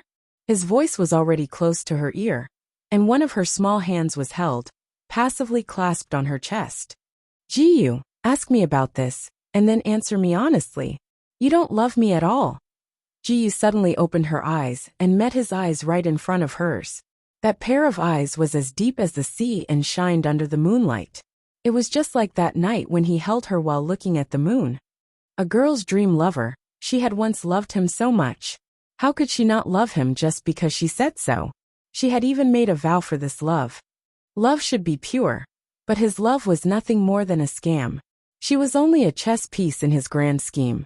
So she would rather not have this love. Even if she was drenched in blood, she would cut off this malignant tumor in her heart. She looked naive, but there was a resolute side to her bones. So she took a step back and said word by word, Junlioya, I don't like you. I don't love you at all. I hate you. I want you to die. The girl's voice was powerful. Junlioya looked down at the petite girl and did not speak for a while. After a while he lightly said, Then do you still want to be this king's woman? Ji choked. Junlioya sat back down at the table and raised his wine cup. This king will give you one more chance. If you want to be this king's woman, then come and drink this cup. If you don't want it, you can turn around and go back. Her parents' lives were in his hands, so Ji couldn't turn around. She closed her eyes, and when she opened them again, her eyes were pitch black, without a trace of light. She slowly said, I have a condition. Junlioya only had one simple word, speak. Ji took another deep breath. Let my parents go. Junlioya's hand, that was holding the wine cup, paused. This prince will think of something. Try. He was obviously dealing with her. Wasn't the life and death of her parents in his hands? The question in her eyes was too obvious, and Junlioya understood it. His gaze became complicated. Ji, some things aren't as simple as you think. Since I've made a promise to you, I'll naturally find a way to do it. Not now. There was no room for negotiation, so Ji had to settle for the next best thing. Then I want to see my parents once a day. See you in 5 days. This prince allows you to see your parents once every 5 days. Junlioya pondered for a moment before replying. In the end, Ji was still inexperienced and had no experience in negotiating with people, especially when the other party was an old fox like Junlioya. She was even less of an opponent. After a round of back-and-forth bargaining, Ji finally settled on seeing her parents once every 3 days.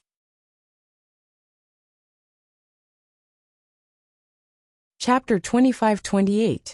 After this exchange, the atmosphere between the two eased up quite a bit, and was no longer as tense as before. All right, I've agreed to your conditions. Shouldn't you come over and have a drink with me? Junlioya smiled. His appearance was already enough to topple cities, and under the moonlight, his smile was even more dazzling, just like the youth who had traveled hand in hand with her. Jiu's heart trembled, and she tightly pursed her lips. But then she lowered her eyes. Right now, he was no longer the youth who had discussed marriage with her, but the cold-blooded god of war who had destroyed her country. She could only rely on her own body to fight for a chance of survival for her parents. They were no longer on equal footing, in his eyes. She was probably just a woman who could be dispensable. She was very angry, but there was nothing she could do. In the end, she still walked towards him, and passively picked up the cup of wine he handed to her. Following the posture he said, she passively drank it. It was clearly her favorite fruit wine, but now it tasted bitter and astringent in her mouth. Her heart also seemed to be filled with bitterness. The wine cup fell to the ground. He bent over and picked her up. His embrace was hot, but her body was slightly cold. He carried her and spun around the room. The purple moon above his head seemed to spin with him. The moonlight was divided into small pieces by the crystal, like starlight. Jiu, this star moon pavilion is a forbidden area. Other than me, only you can enter. Don't you think the purple moon in the sky is special when you look at it like this? He whispered in her ear, his voice low and hoarse. After Jiu fell into his arms, she closed her eyes, no longer looking and no longer listening. Kisses fell on her eyelashes, the tip of her nose, chin and cheeks, like the touch of butterflies. Hot air blew. A faint cold fragrance filled the air, and waves of heat and numbness. His movements were very gentle, as if he was protecting a treasure in the palm of his hand. Ji Yu didn't move, letting him do as he pleased. She suddenly felt a sharp pain in her ear. He had actually bitten her. Ji Yu's body couldn't help but shrink back. She opened her eyes and angrily said, "You." As soon as she said that word, she felt her body suddenly sink. In the blink of an eye, she was fiercely pressed onto the bed by him. She widened her eyes in shock. His handsome face was already in front of her, less than an inch away from her. His body pressed down on hers. She instinctively wanted to struggle, but he held her hands tightly with one hand and easily locked them above her head. This action caused her chest to involuntarily puff out. His gaze rested on her chest, carrying a kind of fire that was determined to obtain. This kind of gaze made Ji Yu's hair stand on end, and blood rushed to her cheeks, turning them red. "You." She wriggled under his body and lifted her leg to push him away. But as soon as she lifted her leg, it was caught by his leg, and she couldn't move anymore. This position was unprecedentedly ambiguous. Ji Yu was flustered and confused. Her face was so red that it seemed like it was about to burn. His black eyes stared at her, and there seemed to be something surging in the depths of his eyes. Ji Yu's body almost shrank under his gaze. He kissed her with a feverish fire, which was different from his usual calmness. It was as if a wanderer who had been thirsty for days had finally found a sweet water source and wanted to suck her dry. It was also as if an unfathomable sea wanted to drown her completely. In the intense kiss, he lifted her clothes with his fingertips, and it was instantly scattered. Her clothes were peeled off layer by layer like petals. His fingers also moved up, wandering around the sensitive parts of her body.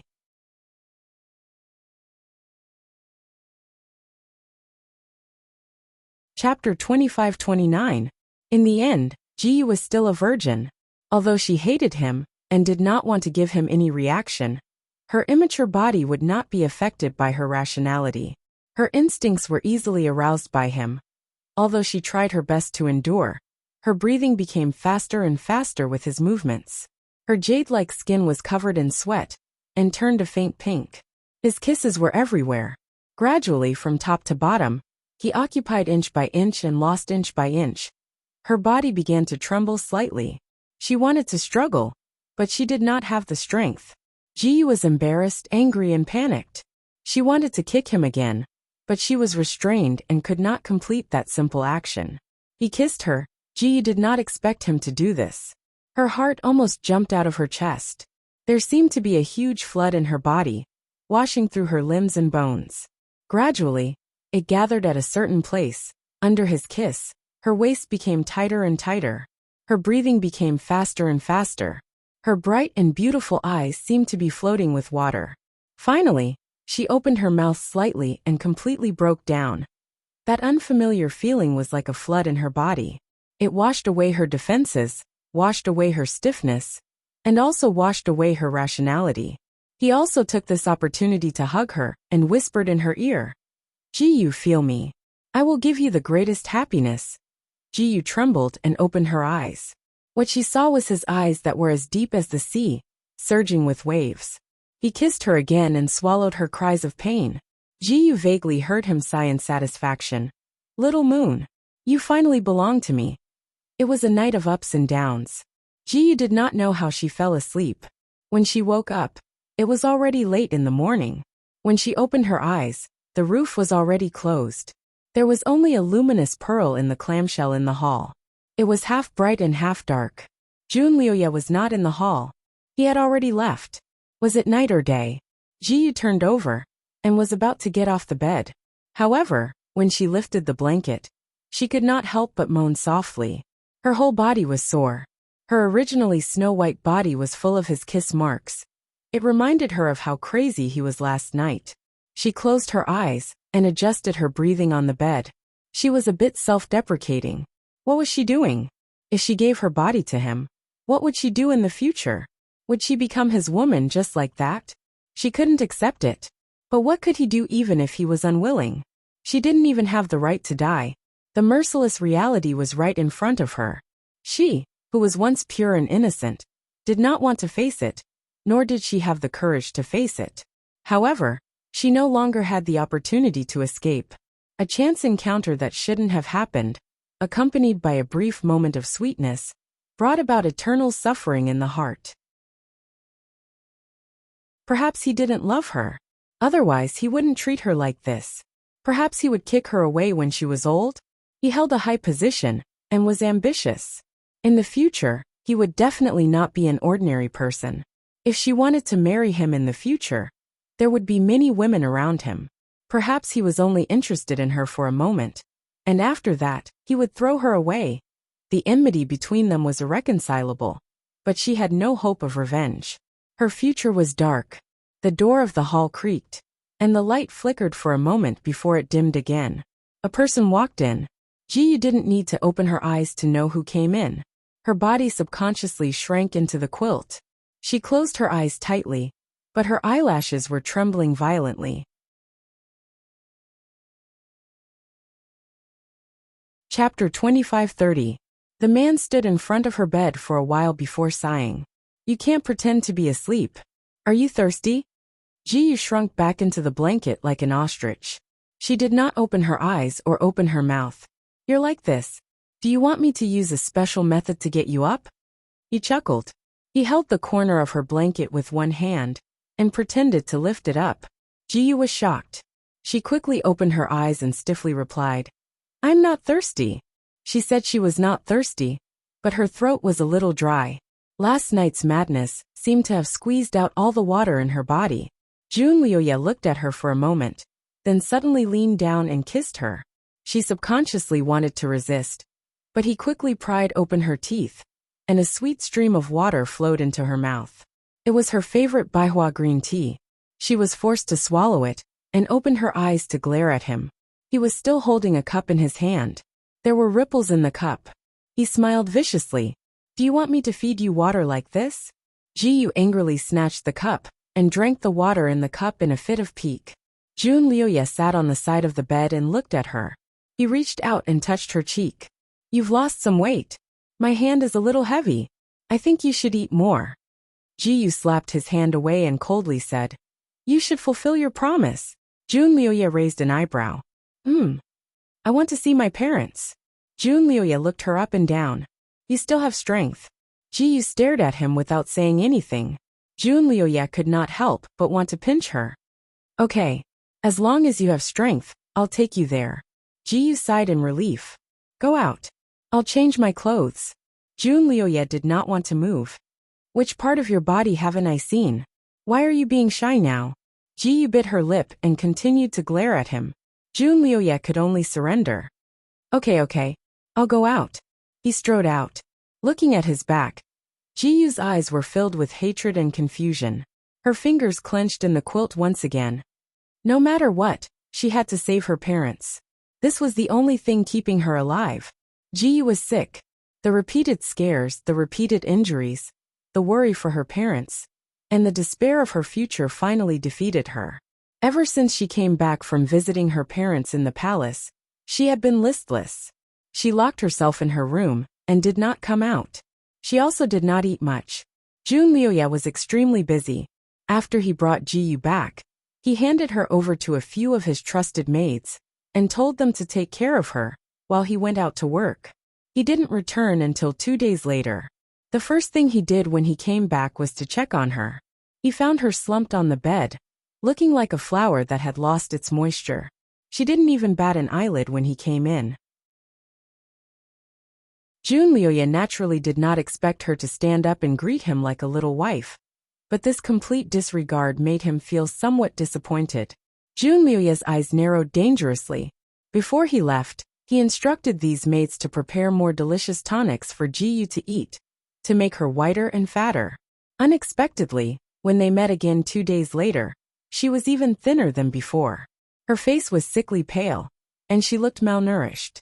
These maids did not dare to disobey his orders, as could be seen from the few tonics on the table that had already cooled down. She was the one who didn't eat. She was indirectly ruining her own body, indirectly committing suicide. Junlioye's cold aura, made the maids in the hall not dare to breathe loudly. Chapter 2531. Throw it all away and cook another bowl of porridge, he ordered coldly. The maids complied and retreated. Wuxia slowly walked to the bed and looked down at her. Are you seeking death in disguise? She didn't answer and didn't even bat an eyelash. Wuxia sat beside her bed and touched her forehead.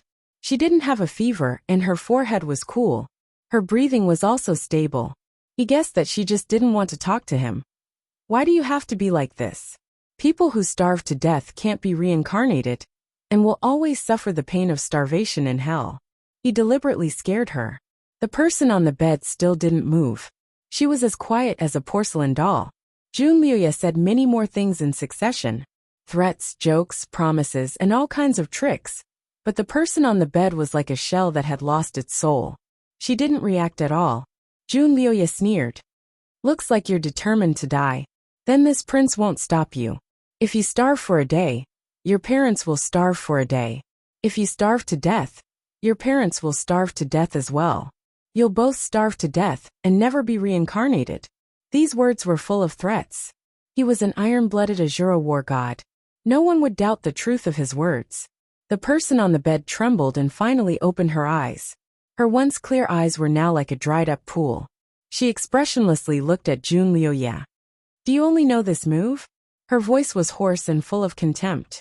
Wuxia's eyes flashed with a trace of embarrassment, but it disappeared too quickly for Jiyu to see.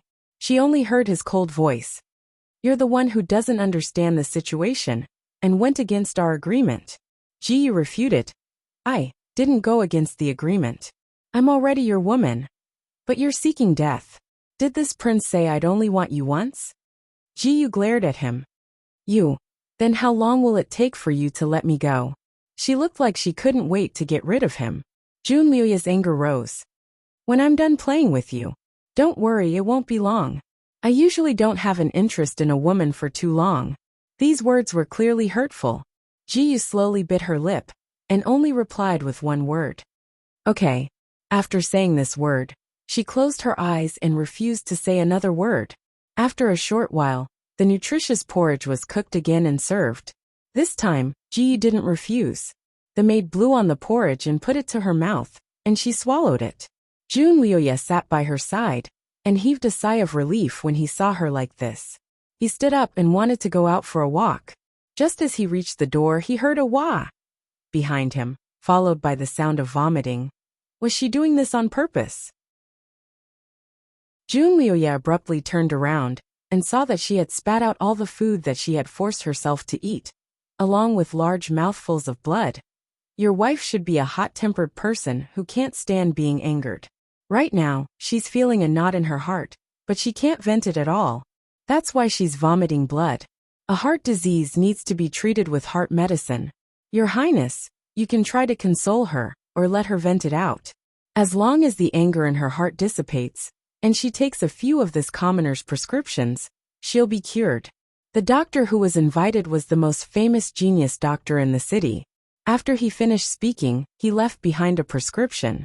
Wuxia returned to the bedroom and sat in front of Jiyu's bed. He held her hand that was exposed outside of the blanket. The small hand that used to be soft felt a little uncomfortable and cold, but the palm of his hand was a little warm.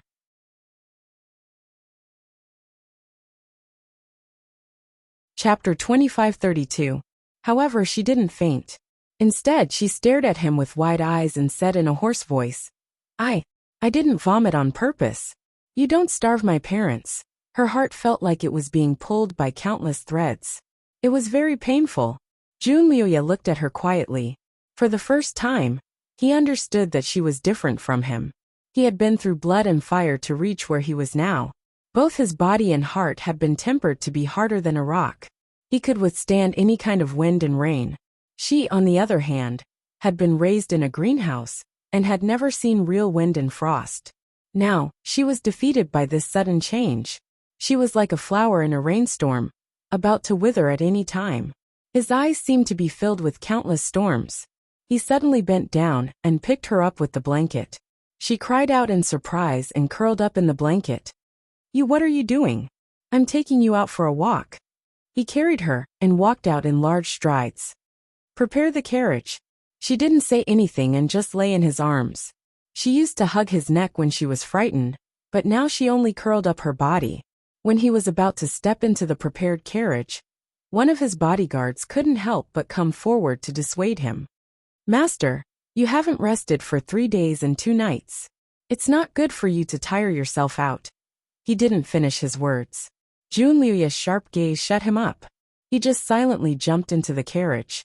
Wuxia Kingdom's #1 expert was willing to be the general's coachman. Junliu, however, did not appreciate the gesture and kicked him down. He only instructed, watch over the house for this prince. With a shake of the reins, the horse neighed and the carriage rushed out. The carriage was moving at an unusually fast speed, but it was very stable. Jiyu lay on the soft cushion in the carriage and didn't feel any bumps at all. The carriage was very spacious and had 3 windows. At this moment, the windows were open. The crystal curtains jingled like a string of silver bells under the blowing wind. The wind also blew into the carriage and onto Jiyu's body. She hadn't felt the wind outside for 3 days.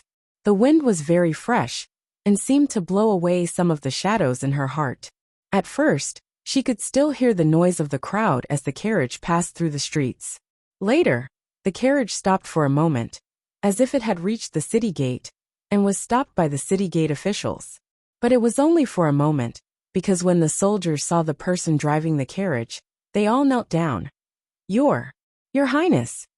Junliu ignored him and drove straight out of the city gates, rushing onto the main road. There was a lot of discussion behind the carriage.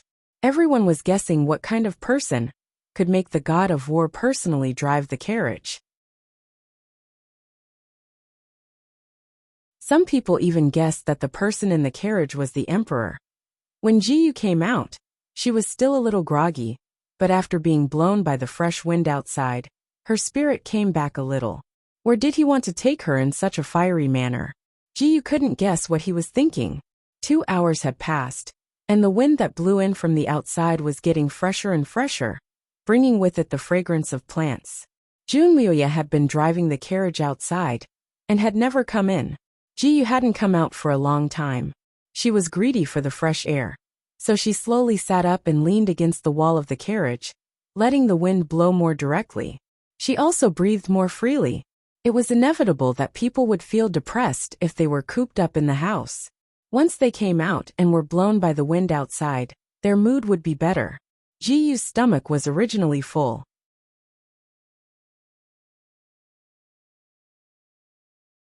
Chapter 2533. Jiyu's stomach had always been full. Even if she vomited until there was nothing left, she still felt bloated. After this ventilation, the bloated feeling lightened quite a bit. The crystal curtain kept swaying beside her, so Jiyu simply raised her hand to lift it up. Everything was green. They had already entered the mountain path. Green trees, red, yellow, and purple flowers kept passing by the carriage. The carriage also slowed down. Only the crystal curtain made a crisp sound. She also saw Junliu. He was sitting in front of the carriage with his back to her. The whip in his hand would occasionally fly out and sweep across the horse's back. He did not whip the horses, but the loud sound of the whip made the 2 horses obedient, not daring to make any mistakes. This person was a noble prince. She never thought that he would be so skilled at driving a carriage. He was an expert at controlling horses. Not only did he know how to control horses, he also knew how to control people. His subordinates were all loyal to him. No matter the wind or rain, they would not betray him. As for her imperial father, once the country was destroyed, not a single loyal follower could be found. He had been imprisoned for so many days. Aside from her useless daughter, no one else had tried to save him. Jiyu country had been destroyed, but the people of Jiyu country had not. They were still happy and harmonious, not caring if the sky above their heads had changed. Even if she managed to save her parents, the hope of reviving the country was very slim. After all, she could not find any allies outside. Jiyu slightly closed her eyes, suppressing the despair and irritation in her heart. The carriage stopped on a small hill. Junliu lifted the curtain and looked at her with a smile that was not a smile. Do you want me to carry you down, or do you want to come down yourself? Ji Yu did not look at him, but she quickly replied, I'll come down myself. She was still a bit dizzy, but she still climbed down the carriage on her own. Jun Liuye stood to the side, not showing any intention of helping her. After she steadied herself, he walked forward with large strides. Come with me. Ji Yu did not know what he wanted to do. She pursed her lips and followed. Jun Liuye had been walking in front of her on the left, just missing the distance of one step. It was not far, not close, not slanted.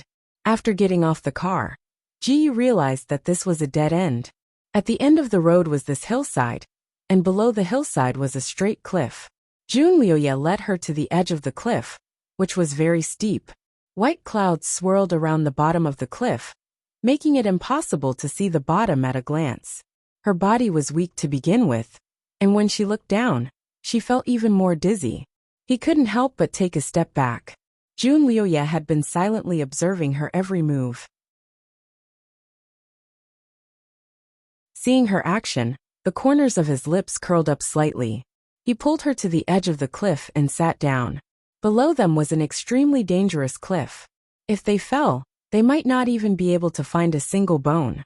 Ji Yu's body was a little tense, and her small hand subconsciously grabbed the protruding corner of the stone beside her.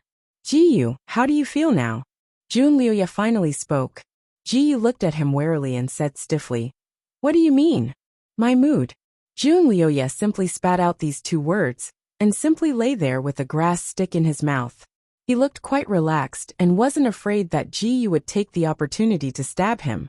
Ji Yu naturally wouldn't foolishly take this risk. No matter how relaxed and lazy this person was, he was not a house cat that could be plotted against. He was a leopard, a valiant and elegant leopard that made people not dare to act rashly by his side.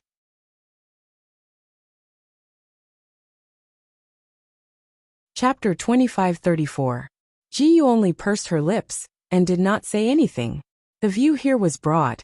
Sitting here, one could see the mountain peaks of different heights and the winding mountain roads in the distance.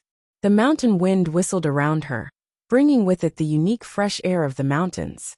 It also opened her heart up quite a bit. 9 out of 10 things in this world don't go your way. When you encounter difficulties, you have to think of a way to overcome them, and not be dispirited and seek death. Jun Liuye pulled out a gourd of wine from who knows where, and raised his head to take a sip. He then said a string of words that sounded like chicken soup for the soul. Ji Yu still did not say anything, but her pair of large eyes dimmed.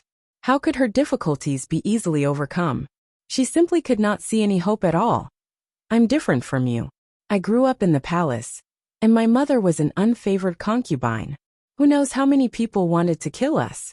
I slept with my mother in a cold palace full of cockroaches and rats. I saw with my own eyes how my mother was framed and given a white silk, and she died in front of my eyes. At the age of 10, I was thrown into the deep mountains as a jinx to fend for myself. Jun Liuye slowly opened his mouth, actually telling Ji Yu about his life. Seeing him so proud of his success now, she did not expect his childhood to be so miserable. Ji Yu slowly blurted out, Then you met an expert master in the deep mountains? Jun Liuye did not look at her, and shook his head with a bitter smile. You've read too many novels, haven't you? How could I be so lucky back then? I didn't meet any expert master in the deep mountains, but I was almost torn to shreds by wild wolves. Then how did you learn your martial arts? Jun Liuye spat out the grass stick and calmly said, I trained myself in life and death battles with wolves, insects, tigers, and leopards in the deep mountains. Although they almost took my life many times, they also taught me a lot of things. Many martial arts masters had been inspired by fighting with animals and created their own set of martial arts. As for Jun Liuye, he was a martial arts prodigy and was often in precarious situations of life and death. After a long time, he naturally created his own unique set of martial arts, which also trained him to be as sharp as a wild beast's perception and reaction speed. Ji Yu didn't say anything as she listened to Jun Liuye continue. I left the mountain when I was 16 years old. I didn't return to the palace, and directly entered the military camp. I learned how to read and use my own abilities to climb up step by step. I went from an unknown little soldier to a swift cavalry general, using the name Yi Qianshang. It also made it impossible for my father not to notice my existence. He had so many children that he had long forgotten about my existence. When he found out that I was his son, he restored my identity and gave me the title of Prince Jin. The conflict between the members of the royal family is very fierce. If you are not careful, you will fall into their trap. They can easily make up a crime for you and take your life. I was wrongly imprisoned and tortured. But in the end, I survived and walked step by step to where I am now. Now he was in a high position, and even his father did not dare provoke him. He was the Prince Jin and the Grand Marshal. He had fought in all directions, and had become the famous Iron Blood King. As for those who had persecuted him in the past, most of them had been coldly retaliated against by him. Now they had scattered and turned into several pieces of bones. Growing up like this, his heart was naturally as cold as iron. He pursued the policy of those who followed him would prosper, and those who opposed him would perish. He had spent his entire life in darkness, but Ji Yu was the light in his dark life. He subconsciously grabbed onto her, and did not want to let go. I don't know how many times I have fallen into despair in my life. If I was like you, I don't know how many times I would have died. Jun Liuye slowly sat up, and placed a hand on her shoulder. His eyes sparkled as he looked at her. Tell me the truth, do you still want to die?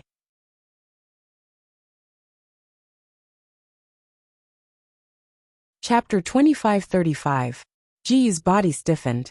Jun Liuye continued. Death is actually very easy. Just close your eyes and jump down, and everything will be over. You don't have to care about your father and mother. Ji Yu stiffened even more and glared at him angrily. Jun Liuye was expressionless. You don't have to look at me. If you really jump, I won't stop you. Death is an action of a coward. I won't feel sorry for you. I'll only look down on you. Ji Yu. The wind blew, and the atmosphere was a bit heavy. No one could truly face death calmly. Ji Yu was only a 16-year-old child after all. She was like a flower that hadn't fully bloomed yet. It took a lot of courage for her to face death so realistically. Her body moved slightly, and Jun Liuye's fingertips stiffened. He faintly said, Don't blame me for not telling you. People who fall to their deaths will also experience the pain of falling to their deaths in the underworld. Their souls will also be fragmented, wailing under the cliff every day without relief. Ji Yu's heart trembled. She glared at him, her eyes wide open. You're bluffing. Jun Liuye lay down again, looking like he didn't care if she believed him or not. This prince has rolled around in a pile of corpses before. In this life, I've seen the dead the most. Naturally, I've also seen some souls who died with grievances, so I know some bizarre things. Those souls on the battlefield were all missing limbs. Some even kept calling for their heads to come back. They must put their bodies back together and return to normal before they can be released. If you fall from such a high place, you'll definitely be smashed to pieces. It'll be very difficult for you to put yourself back together. Although Ji Yu still refused to admit defeat, her fingers tightly grasped the sharp stone beside her. Her legs also shrank back. Although Jun Liuye had been looking up at the sky, none of her small movements escaped his senses. The corner of his lips curled up slightly. He raised his hand and put it on her shoulder. How about it? Have you thought it through? Ji Yu's entire body was tense. His sudden outstretched hand made her tremble in fright. Her body swayed, and she almost fell off the cliff. Her small hand subconsciously grabbed his sleeve. Her heart was in a fierce struggle. Jun Liuye suddenly stood up. In that case, I'll make the decision for you. His arms suddenly wrapped around her waist. Without waiting for her to react, he jumped off the cliff. Ji Yu was already extremely nervous. Now that her body was suddenly in the air, her heart almost jumped out of her chest as she screamed. The wind howled, but her screams were louder than the wind. Before she could stop screaming, she suddenly felt her body stop. She stopped for a moment, but before she could catch her breath, her body fell again. She screamed again. In less than 10 seconds, she felt like she was going to faint. She couldn't see anything clearly, only the fear of death. She didn't know when she landed on the ground, nor did she know where she landed. She didn't even know if she was alive or dead. How does it feel? A voice sounded in his ears. It was so far away that it seemed to come from the horizon, but it was also clearly echoing in his ears. Ji Yu trembled as she opened her eyes, only to find herself in Jun Luye's embrace. Her body was tightly pressed against him, and her hands and legs were coiled around his body like an octopus. At this moment, they were standing on a mountain path at the bottom of the cliff. Jun Luye hugged her and leaned against a tree.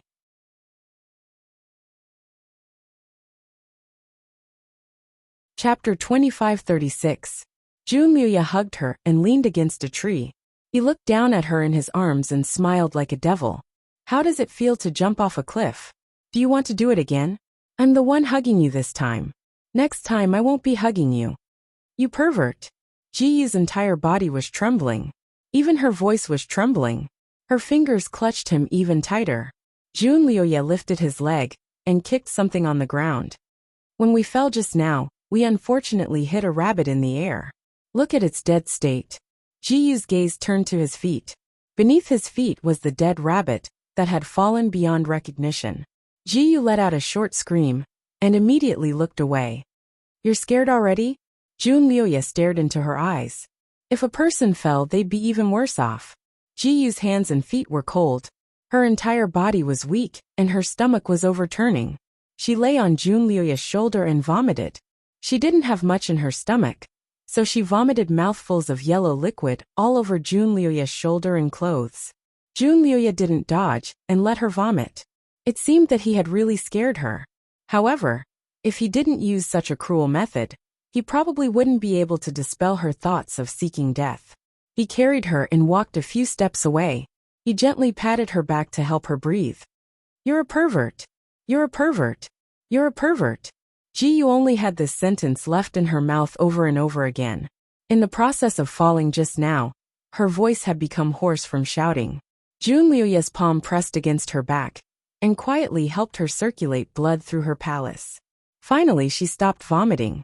Ji Yu rubbed her eyes and gradually came back to her senses.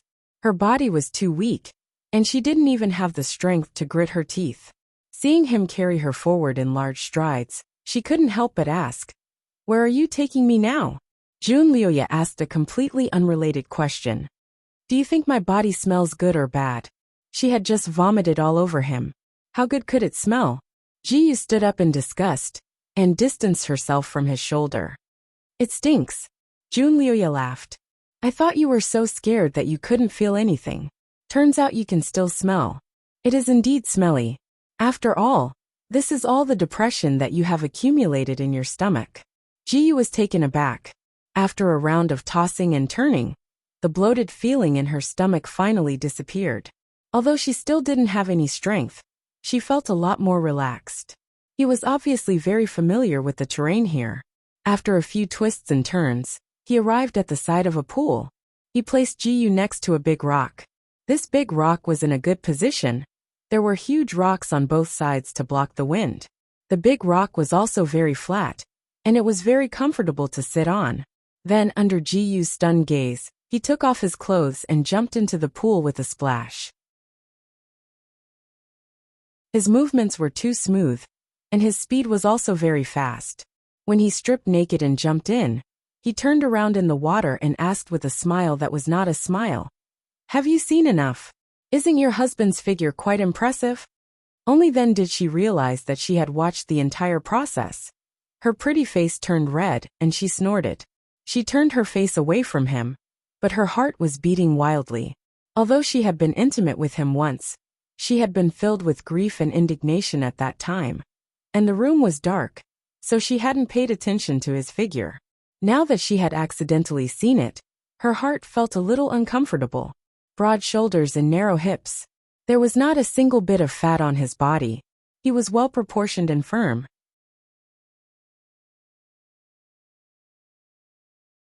Chapter 2537. He had broad shoulders and narrow hips, and there was not a single bit of fat on his body. His body was well proportioned and firm, and his lines were extraordinarily smooth. It faintly revealed a kind of powerful strength. It was completely different from his casual and elegant appearance when he wore loose robes. He looked more like a demon.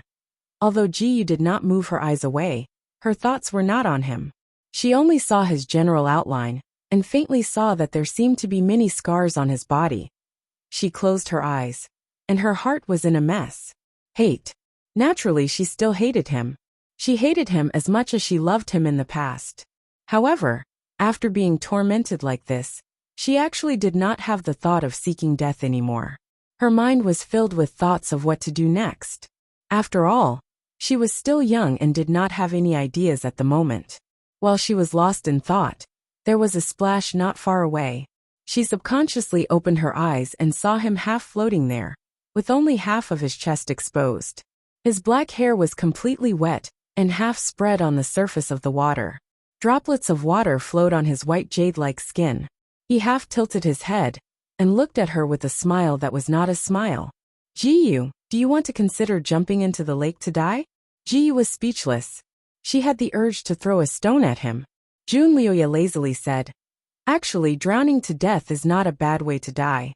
You won't know anything after flopping around in the water for a while. At most, you'll choke on the water and feel a little uncomfortable. When you're drowning, you'll be helpless and bleed a little when you die. Actually, there's nothing to be afraid of." Jiyu felt a little cold and had the urge to drown him in the water. Junlioya simply opened the door of imagination. Also, drinking medicine is not bad. It's just that your stomach hurts so much that you want to cut yourself open with a knife. You'll bleed from your orifices and your face will be bruised or swollen. Although it's a little disgusting, a dead person doesn't need to care about their face. Cutting your neck is also fine.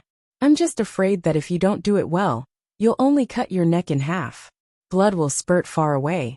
But you won't die immediately, and will just stay there and suffer. Or if you overdo it and directly cut off your head, you'll die happily, but the way you die is too scary. What's worse is that you'll have to find your own head in the netherworld. Oh, there's also hanging. It'll be very suffocating. So suffocating that you'll regret being born. Your tongue is so long." He even deliberately stuck out his tongue and rolled his eyes. The more he spoke, the scarier he became. Jiyu was so scared that she had goosebumps all over her body. She didn't expect him to be so funny. He even made her have a psychological shadow of death. She really wanted to stuff his mouth with something, but she couldn't find him. "Shut up. Shut up." When he was talking about the nth way to die, she finally picked up a big stone and threw it at him. "Shut up. Io." He sank into the water with the stone and did not move for a long time. Jiyu squinted her eyes and looked at the water surface. She naturally didn't believe that he would be killed by her stone in the water. After the time it took for an incense stick to burn, a splash appeared on the surface of the water. A pair of hands stretched out and made a struggling action on the surface of the water. The splash was very loud, which made Jiyu's heart jump. The hands struggled on the surface of the water for a moment, then sank back into the water. Jiyu only saw a line of water quickly moving away. Could it be that some monster in the water dragged him away? Jiyu couldn't help but stand up. She stared at the line of water, her heart beating fast. Occasionally, she lowered her head and was stunned for a moment. She realized that the clothes he left on the shore were also gone.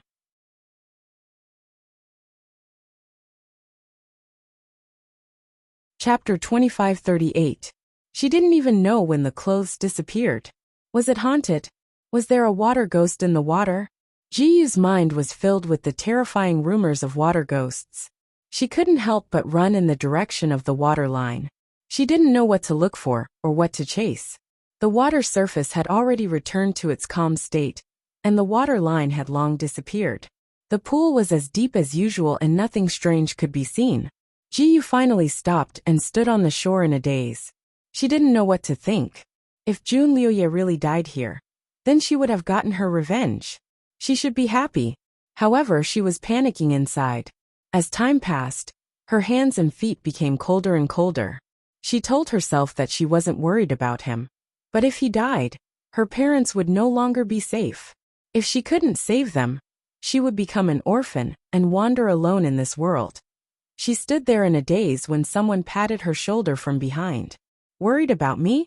Jiyu was caught off guard and was frightened by this pat, almost falling into the water. "Careful, her waist was hooked by someone." She suddenly turned around and met a pair of deep and smiling eyes. She opened her mouth slightly and looked as if she had seen a ghost. You, Jun Liuya, who was supposed to be in the water, stood behind her with his clothes fluttering. He was still wearing his purple robe, but his body was dry as if he had just returned from a walk. Her shocked expression pleased him. He carried her to sit on a rock and asked, "You weren't worried about me?" He was breathing and had a heartbeat. Even his body was warm. Naturally, he wasn't a dead person or a water ghost. Ji Yu quickly returned to her senses and snorted. "I was worried that you didn't drown. Now it seems that my worries weren't unnecessary." What a heartless girl. Jun Liuya didn't get angry and even smiled. "I knew you would say that. You're not creative at all," Ji Yu angrily said. "I really thought so. Who's joking with you? And I know you're sincere. More sincere than real gold. That should be enough, right?" Jun Liuya propped his head up and looked at her. His narrow eyes curved like the moon as he smiled. "Do you still want to say that everything is just my wishful thinking?" Ji Yu was speechless. He had said everything she wanted to say. She didn't know what to say anymore. Her eyes stared at his robe. It was clearly the same robe as before, but she had clearly vomited all over him. Why was it all gone now? It was so clean that not a speck of dust could be seen. He kept hugging her, and she could even smell the faint fragrance on his body. Right now, Ji Yu's emotions were practically written all over her face. Jun Liuya was used to reading people's minds, so he naturally knew what she was puzzled about. He simply hugged her and laid her down on the big rock. "Are you curious about my clothes?" Ji Yu was forced to lie on top of him. She couldn't break free even if she wanted to, and she felt pressured if she kept looking at him. She simply turned her head away. "I'm not curious about this." She said that she wasn't curious, but her eyes glanced at his shoulder a few times. Jun Liuya could not help but laugh again. He raised a hand to turn her face back to him. "You don't want to know, but I'm going to tell you. I just dragged my clothes into the water and washed them. Then, I used my internal energy to quickly dry them and refresh myself at the same time." Ji Yu. His martial arts were pretty good.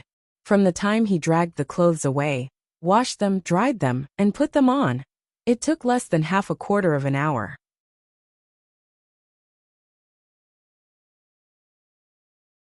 Chapter 2539. It was just stealing clothes. Was there a need to make such a big fuss? She even thought that he had been dragged away by a water ghost. He forced her to look at him. She could not turn her head away, so she simply glared at him and pursed her lips without saying a word. Jun Liuya suddenly raised his head and kissed her lips. Ji Yu froze, but he only kissed her lightly and calmly let go of her. He smiled and said, "Ji Yu, you look like a bulging little bun when you're angry." He hugged her and sat up again. After being fooled by him, Ji Yu no longer had any thoughts of seeking death. She did not want to be so close to him, but she could not break free from his embrace several times. "All right, we've messed around until now. Are you hungry?" Jun Liuya asked her. "I'm not hungry." Ji Yu turned her head. Her stomach made a few untimely growls. Actually, she just realized that she was really hungry. She was so hungry that her chest was sticking to her back. Strange, she had not eaten anything for the past 2 days. Her stomach was still full, so she did not feel hungry at all. But now she was actually this hungry. She did not know that she had been feeling depressed for the past few days, so her stomach was full. Jun Liuya had accompanied her for a round. She had vomited and screamed, so the stuffiness in her chest had mostly been released. In addition to his special scaring, she had developed a fear of death, so she naturally gave up on the idea of suicide. Her mood was no longer the same as before, so her body's functions had returned to normal. It was natural that she would be hungry now. She was indeed hungry, but where could she find food in this place where there were no shops to be found? Her large eyes revealed her doubts, but Jun Liuya carried her and stood up. "Your stomach is more honest than your mouth. Let's go. I'll take you to eat a good meal." Jun Liuya did not lie to her. He really did take her to eat a good meal. There was a pot of delicious fish soup. The fish soup was rich and fragrant. It was boiled in a jar with a roaring fire below.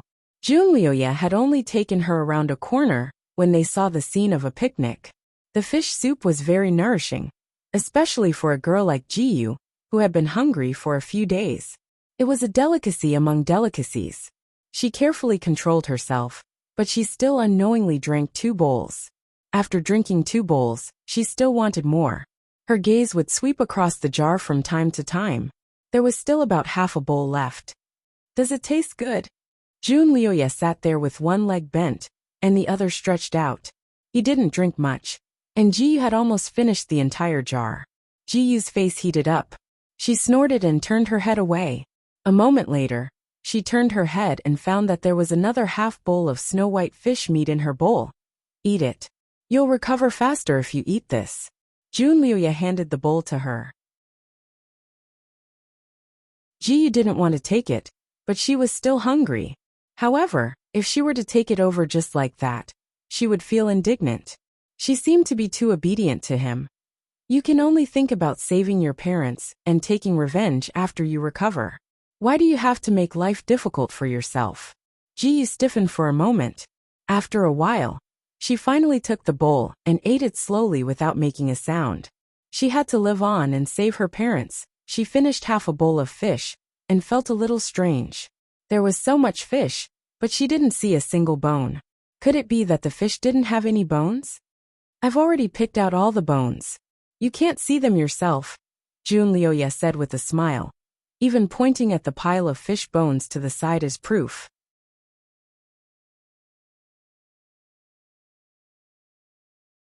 Chapter 2540.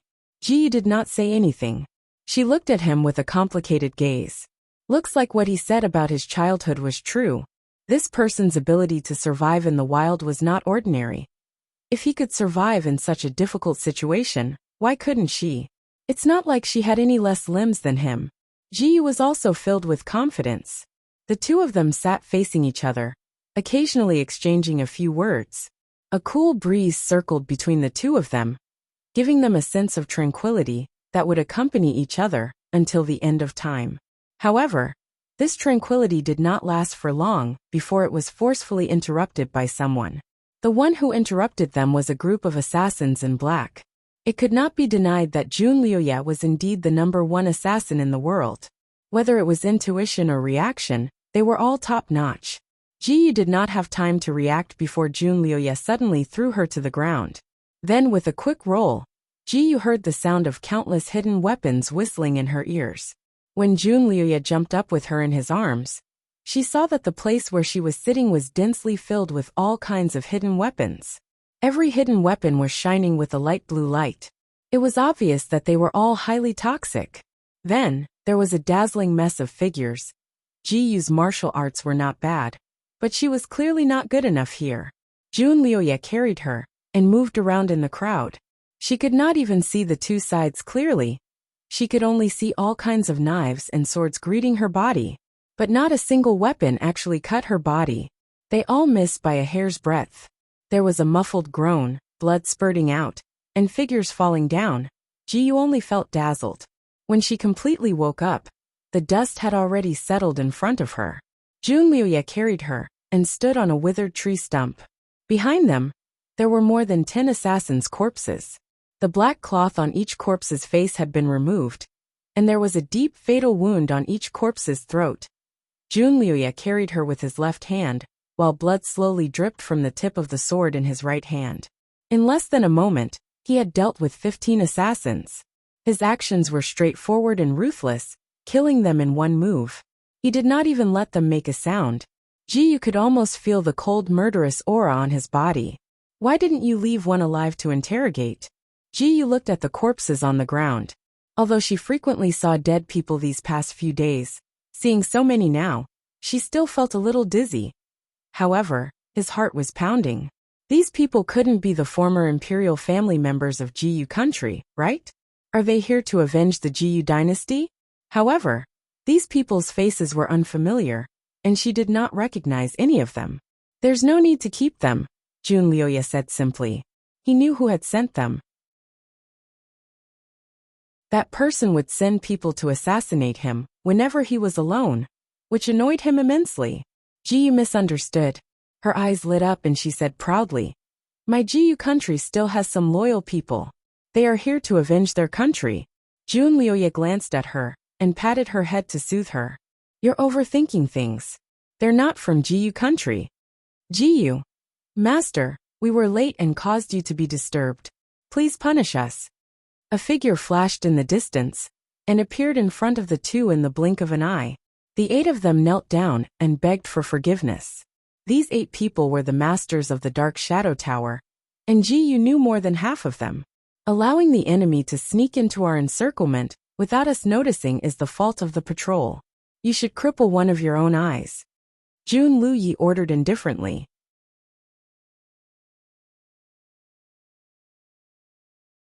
Chapter 2541.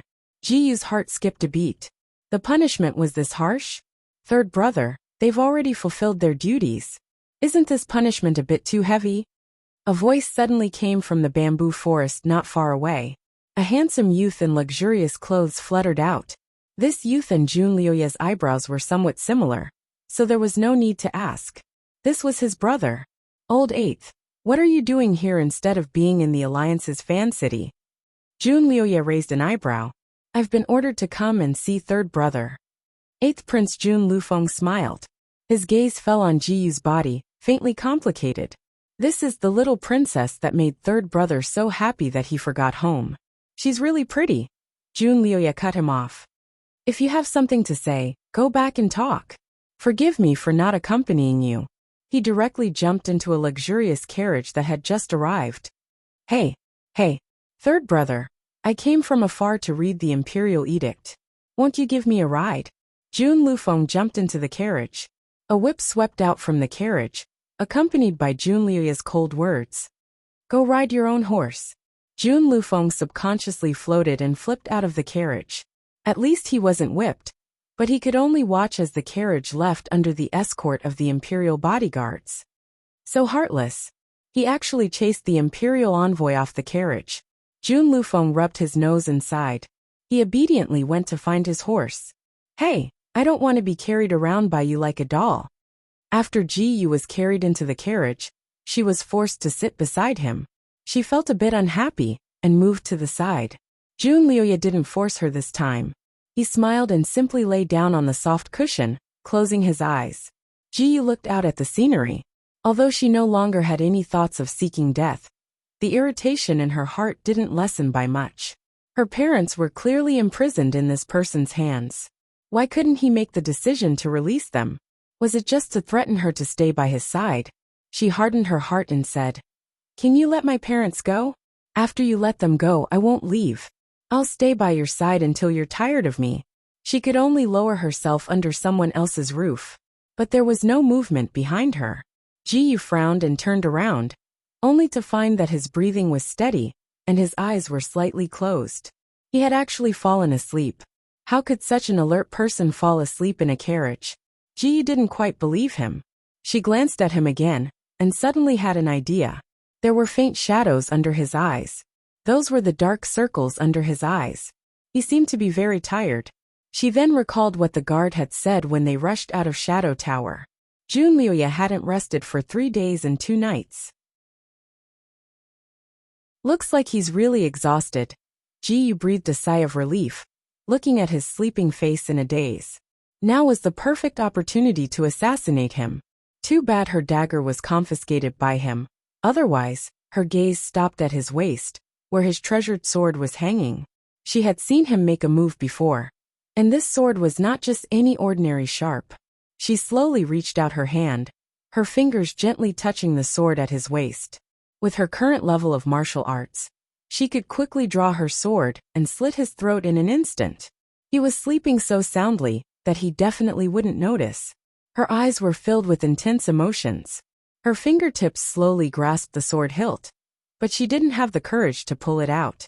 If she killed him now, she was afraid that she wouldn't be able to save her parents. To kill him alone, she had to sacrifice the lives of 3 people on her side.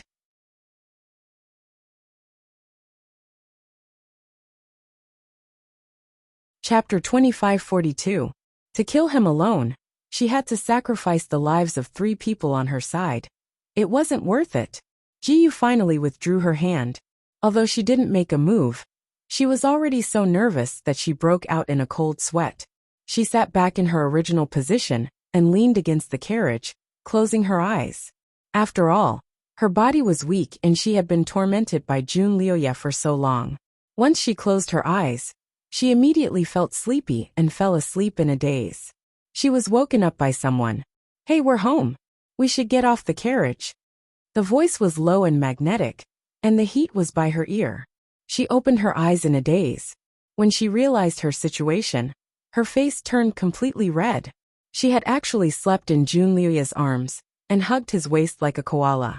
What was worse was that one of her legs was stuck between his legs, tightly pressing against his rather sensitive area. She could even feel the special hardness of that area. She froze for a moment, then suddenly let go of his body and rolled to the side. She angrily said, "You took advantage of me while I was sleeping." Jun Liuye slowly sat up and said coolly, "Eldest miss, I didn't move at all, okay? You were the one who rolled over and insisted on throwing yourself into my arms, so I could only reluctantly hug you. Oh, my arms are going to be numb from your weight." Jiyu. She found that the more she talked to him, the more the hatred in her heart faded. She simply shut her mouth and stopped talking. Jun Liuye seemed to be in a good mood. He hugged her and kissed her on the lips. "Little Moon, I like it very much." Jiyu pushed him away in a flurry. "What are you happy about? Let go of me." "Third brother, don't be in a hurry to flirt with people. I think you should first come out and set up the incense table to receive the imperial edict." Jun Liufeng's voice came from outside.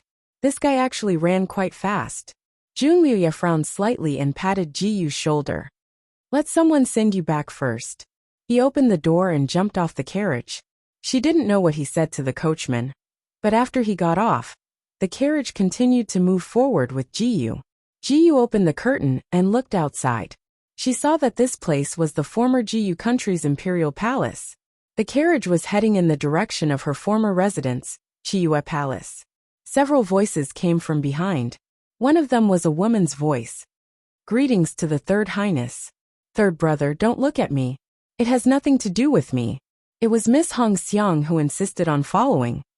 Jiyu hadn't returned to this place since the fall of her country. Now that she had set foot here again, she felt as if a lifetime had passed. She remembered that when she escaped that day, the soldiers of the Huiyue kingdom broke into the Chiyue Palace. They not only killed people, but also smashed many things. She didn't expect that everything had been restored to its original state when she came back this time. Even the two maids waiting for her in the palace were the same maids from before. "Princess!" The two maids came up to greet her, their expressions mixed with joy and sorrow. Jiyu didn't expect to see them again. She was happy but also a little sour in her heart. Originally, she was their princess. Now, not only was she the princess of a fallen country, but she had also been reduced to the third prince's woman. She couldn't even be considered a concubine. At that time, they had already fled for their lives. Now that they had been recruited back here, they must have submitted to the Huiyue kingdom. No matter what, it was good enough that they could survive. It was a pity that her most trusted maidservant, little Liang, would never come back. The two maids were well aware of Jiyu's temperament, so naturally, they were familiar with serving her.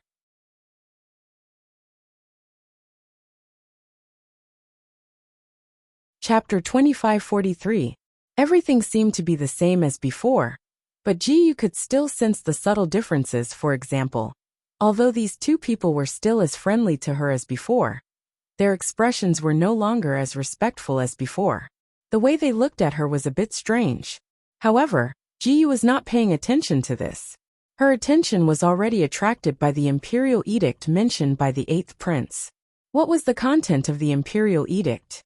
Could it be about how to deal with her royal father and mother? If the imperial edict was unfavorable to her royal father and mother, what would Jun Liuye do? The imperial edict was as important as the sky. Then her royal father and mother might. The more she thought, the more flustered she became. She turned and ran outside. "Princess, where are you going?" The two maids were surprised and hurriedly stopped her. "I'm going out for a walk." Jiyu did not stop. "Princess, you can't. The third prince said that you can only move around in this Chiyue hall, and cannot go anywhere else. One of the maids knelt down. Princess, you must be tired. You should stay here at ease. The third prince will come to see you tonight. The other maid also knelt down. Jiyu's heart turned cold. These two maids were once her personal maids. When she escaped from the palace to play, it was these two who gave her advice and were extremely loyal. Although they still called her princess now, they were already people sent by Jun Liuya to watch over her. She sneered. Who are you people? The two maids choked and lowered their heads. Princess, don't make things difficult for us. There were countless guards patrolling outside Chiyua Hall. Although Jiyu was confident that she could knock out these two maids within 10 moves, it would definitely cause a big commotion. At that time, the guards outside would be attracted, and she would still not be able to escape. Her face was pale, and she was in a dilemma. One of the maid's eyes flashed, and she suddenly raised her hand to knock out the other maid beside her. Jiyu looked up in surprise. The maid had already said, Princess, wear her clothes and go out. Jiyu's heart was warm and her eyes were dry. Since the fall of the country, this was the first time she met someone who was loyal to her. Xiao Shui, thank you. I'm just going out to take a look. I'll be back soon. I won't let you be punished. Jiyu and Xiao Shui quickly took off the clothes of the maid who had fainted and switched places with Jiyu. Then, they helped the maid onto the bed and let her pretend to be the sleeping Jiyu and let down the bed curtain. Jiyu quickly traversed through the palace. She was wearing the clothes of a maid. As expected, she sneaked out of the Chiyua Palace and headed towards the Red Cloud's palace. As she expected, Jun Luyi and the others should be discussing something there. Her light body technique was not bad, and she was wearing a maid's uniform that did not reveal anything. In addition, she was very familiar with the geography. Very quickly, she reached the periphery of Red Cloud's palace without any mishap. The Red Cloud's palace used to be the imperial study of the former Jiyu country's ruler. There were obviously more guards here than in other places. If she took the usual route, Jiyu naturally wouldn't be able to sneak in. However, she knew of the secret passageway that led to the Red Cloud's palace. Originally, for fun, she would often use this secret passageway to enter the Red Cloud's palace to scare her imperial father, who was in a meeting with the officials. Now that she was the princess of a fallen country, the one sitting on the high throne was no longer her father, but someone else. Third brother, Crown Prince reported you in front of imperial father. He said that you left the emperor of Jiyu country with evil intentions. That's why imperial father issued this imperial edict. Third brother, I don't understand. What do you want to do with Ji Yuntian and his wife? This doesn't suit your style.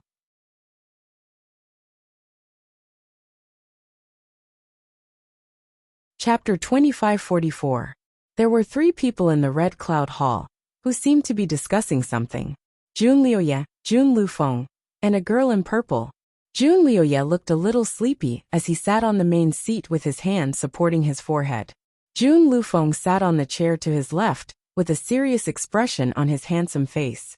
The girl in purple stood behind Jun Liuya, her small hands moving around his shoulders, as if she was helping him unblock his muscles and bones. Her appearance was very intimate.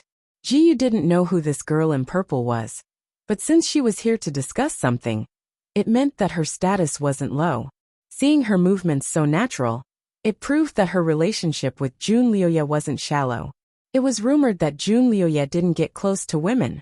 It seemed that the rumors were just rumors. Not only did he force Jiyu to be his woman without any status, he was also so intimate with this girl in purple. Jiyu hid behind a screen at the end of the secret passage. The moment she saw the girl in purple, her heart turned cold. Although she was naive, a woman's intuition was still very sharp. This girl in purple liked and adored Jun Liuya. As for Jun Liuya, she didn't know if he loved this girl in purple, but at least he didn't reject her being so close to him. He should like her, right? Perhaps this girl in purple was his confidant in the country, the one he loved in his heart. And his relationship with Jiyu was just a show, a simple scheme. Jiyu's hands and feet were a little cold. She secretly took a breath and closed her eyes to calm her mind. She and Jun Liuya had an irreconcilable enmity, so she didn't care about Jun Liuya's feelings. She only cared about her parents. Listening to their tone, that imperial edict was indeed harmful to her parents. What would Junlioya do? She suppressed her heartbeat and continued to listen. Third brother. You also know that imperial father has always been suspicious. If you do this, I'm afraid he will be afraid of you. How about? No way. Ji Yuntian and his wife are still useful. You can't kill them. Junlioya finally spoke. Jun Lufeng raised his eyebrows. Third brother. Now that the people of Ji Yu have completely surrendered, there shouldn't be a need to use Ji Yuntian and his wife to win people's hearts, right? After all, they are the leaders of Ji Yu. As long as they are alive, some of the old powers of Ji Yu won't be willing, and there will be many variables. Third elder brother. You were the one who said to cut the weeds and pull up the roots. Why are you leaving behind such a big trouble now? That's right, big brother Lu Yi. What can they do? Keeping them alive now would do more harm than good. My father also said that it's not a good time to go against the imperial edict. The purple-clothed woman also tried to persuade him. Ji Yu's heart tightened. Junlioya remained unmoved. I have my own plans. You don't have to say anything. Third brother. You can't be like what the crown prince reported. The reason why you kept Ji Yuntian and his wife was because you were mesmerized by the little princess's beauty, right? You once said to your soldiers that women's charms are harmful to the country. Good men will never be charmed by women's charms. They should prioritize their cause. That won't happen. Brother Lu Yi has never been close to women. Who knows how many beautiful women in the Huiyue kingdom want to marry him? But he doesn't care. Why would he be willing to risk everything for a fallen princess? Big brother Lu Ye's actions are unpredictable, but he definitely has a military purpose. Don't you think so, brother Lu Yi? Junlioya smiled and didn't refute. Jun Liufeng's interest was piqued. He tapped his fan against his palm and said, Then let this little brother guess.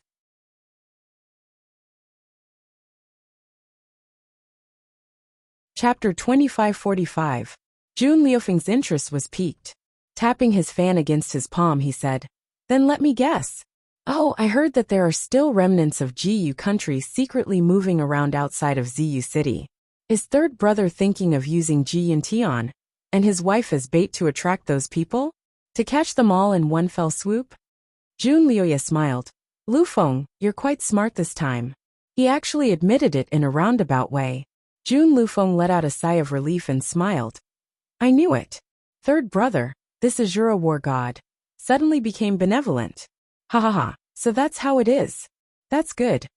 He seemed to have thought of something. That's right, third brother. You've been treating that little princess quite well recently. You don't really want to take her in, do you? Junlioya didn't answer. Jun Lufeng frowned.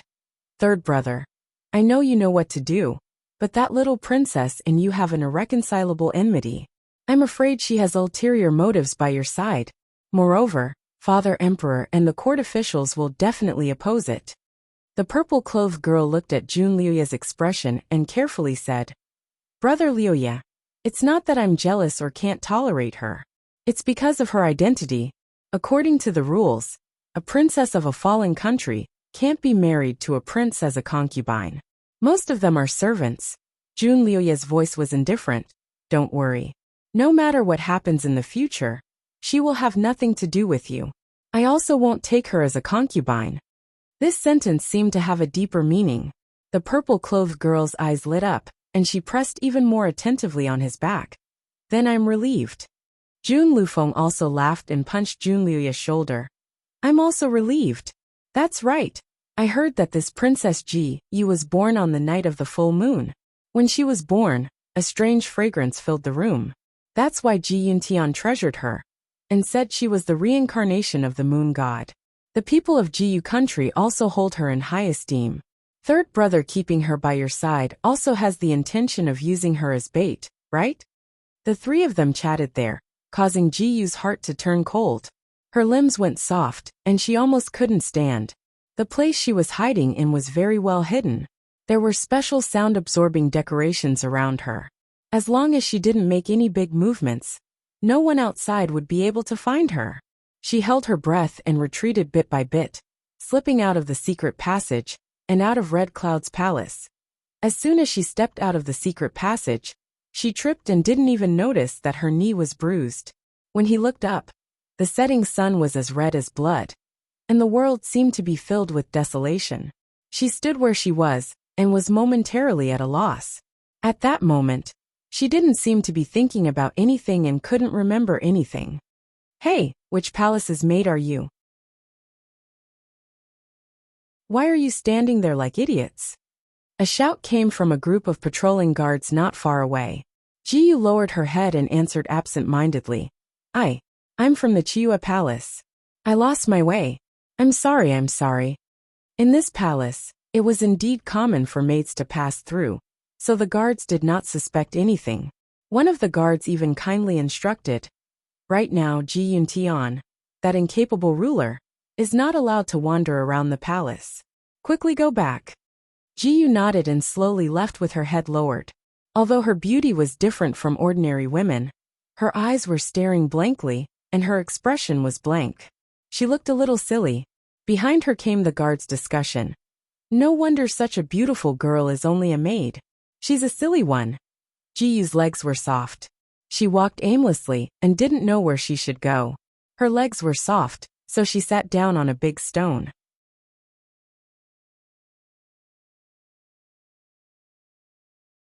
Chapter 2546. This place was very secluded, and no one came to disturb her for the time being. She sat there for almost an hour. The blood in her chest was boiling, as if it wanted to gush out of her throat, but she forcefully swallowed it back down. Originally, she thought that although Jun Liuya had destroyed her country, he still had some feelings for her. When he said that he would find a way to release her parents, she secretly believed him. She thought that since he was not the emperor, he had his own helplessness. But he still thought about her in his heart. Now it seemed that she had been thinking too much. He was the ruthless demon prince. He was only using her parents. The truth was so cruel that it was like a knife that cut open her heart while she was still alive. It shattered all her hopes and dragged her back to the bloody reality.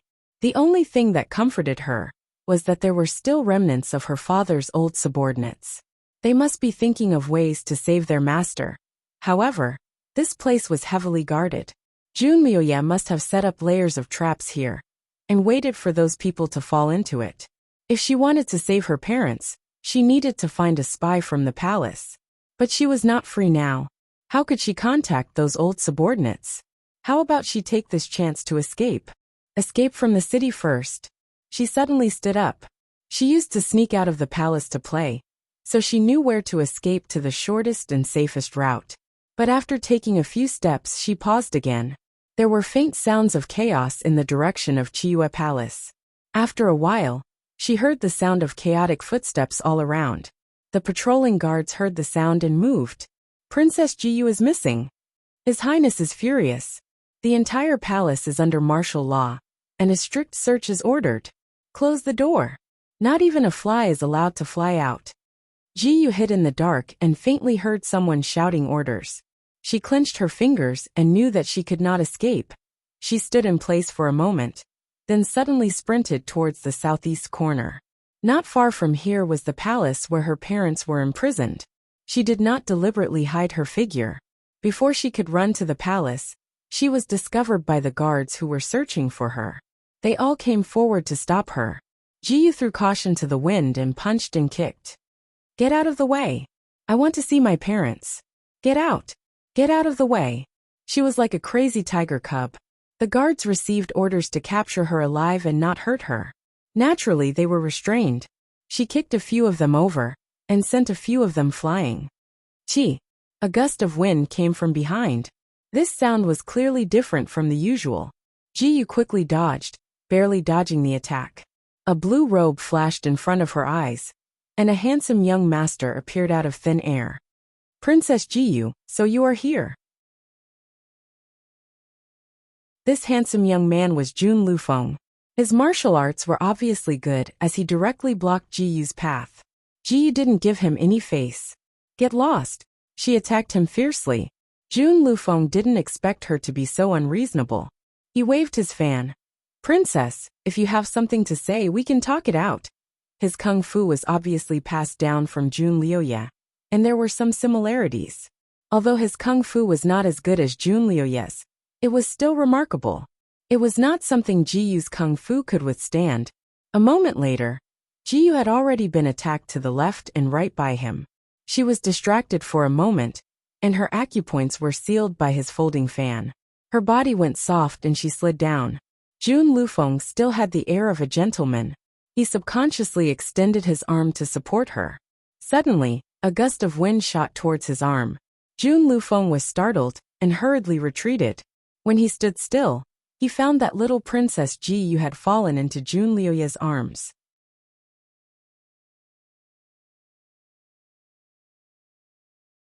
Chapter 2547. Jun Liuye's face sank as he undid Ji Yu's acupoint. Why are you running around? Ji Yu blinked and burst into tears. I want to see my father and mother. She cried like a pear blossom in the rain. Jun Liuye's voice unconsciously softened. If you want to see them, wait for me to come back. I'll naturally take you to see them.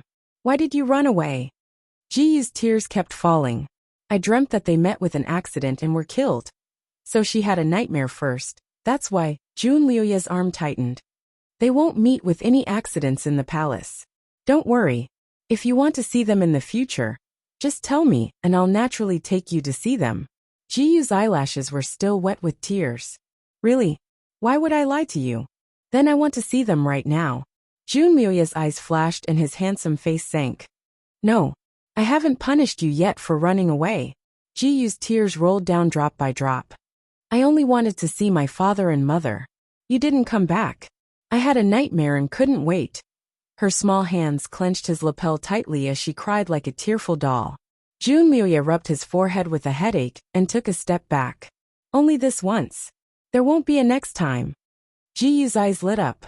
Okay. Jun Liuye carried her and left. When he looked up, he saw Jun Lufeng standing there and looking at him in shock. It was as if he saw a big monkey jump out of the bridal chamber. His footsteps paused, and he indifferently glanced at Jun Lufeng, then walked around him. Jun Lufeng watched their backs disappear from the palace gates, and waved his fan thoughtfully. My brother Azura actually has a day when he's so gentle to a woman. Although it's all an act, isn't this acting a bit too much? Ji Yu finally saw her parents again. However, because she sneaked out this time, Jun Liuye only allowed her to say a few words to her parents as punishment before bringing her back. Because the two maids covered her escape, Jun Liuye ordered for them to be severely punished. He ordered for them to be beaten 20 times each. Ji Yu naturally stopped them and took all the blame on herself, saying that she forced them to do so. Her face had always been pale, and when she pleaded, her tears seemed to fall. Her large eyes seemed to be able to speak as she stared intently at Jun Liuye. Finally, Jun Liuye's heart softened once more. He was just about to agree to let the two maids go. A delicate voice chuckled. Nothing can be accomplished without rules. Young Miss and young Master made a mistake, but it's ultimately the fault of the attendants. Don't you think so, Brother Liuye? Ji Yu raised her head and saw the purple-clothed girl, Hong Xiang, walk in. Behind her was Jun Lufeng. Jun Lufeng didn't say anything. He just looked at everything thoughtfully. Jun Liuye's handsome face turned cold. If they were really doing their jobs for your own good, they wouldn't have let you go. Men, take him away and punish him 20 times. 4 guards came in and dragged Xiao Shui and Xiao Yu away without any explanation. Ji Yu was unwilling to give up and wanted to stop them again, but Jun Liuye casually pointed at her. She could only watch as the two were dragged away. A moment later, the sound of the paddles and the two's miserable groans could be heard from outside. Xiao Shui's scream was the loudest and most mournful. This sound was like a heavy hammer pounding on Ji Yu's heart. She wanted to plead again, but Jun Liuye sealed her mute acupoint, so she couldn't say a single word.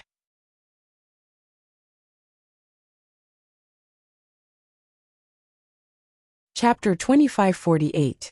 From the corner of her eyes, she saw Hong Xiang leaning against a pillar and looking at her with a smile. She couldn't hide the gloating in her eyes. Hearing this woman's tone, she should be Jun Liuye's fiancée. Seeing her future husband punish a disobedient bed slave, she would naturally be happy. As for Jun Liuye, He was acting so pretentious to give his fiancée an explanation, so that she wouldn't be jealous. Haha, this husband and wife really have a tacit understanding. Ji-Yu's blood rushed up again. She forced herself to endure the sweet taste of blood in her throat. In this cold palace, she was the only one fighting. She had to take care of her body and not fall down. Only then would she have any hope of saving her parents.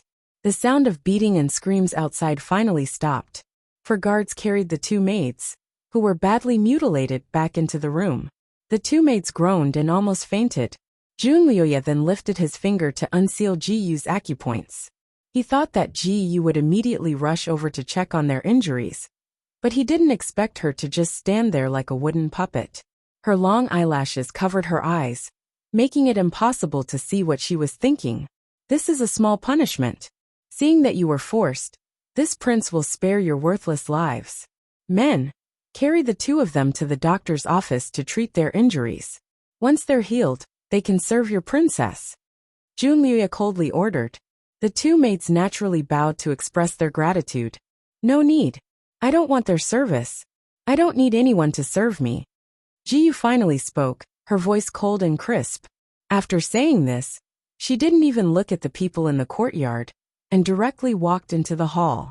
With a bang, the door was tightly shut. Junlyoya was stunned. He waved his hand, and had the two maids be carried away.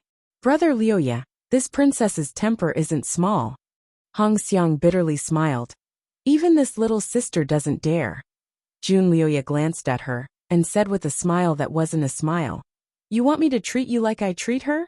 Hong Xiang stuck out her tongue, and said with a double meaning. I don't dare.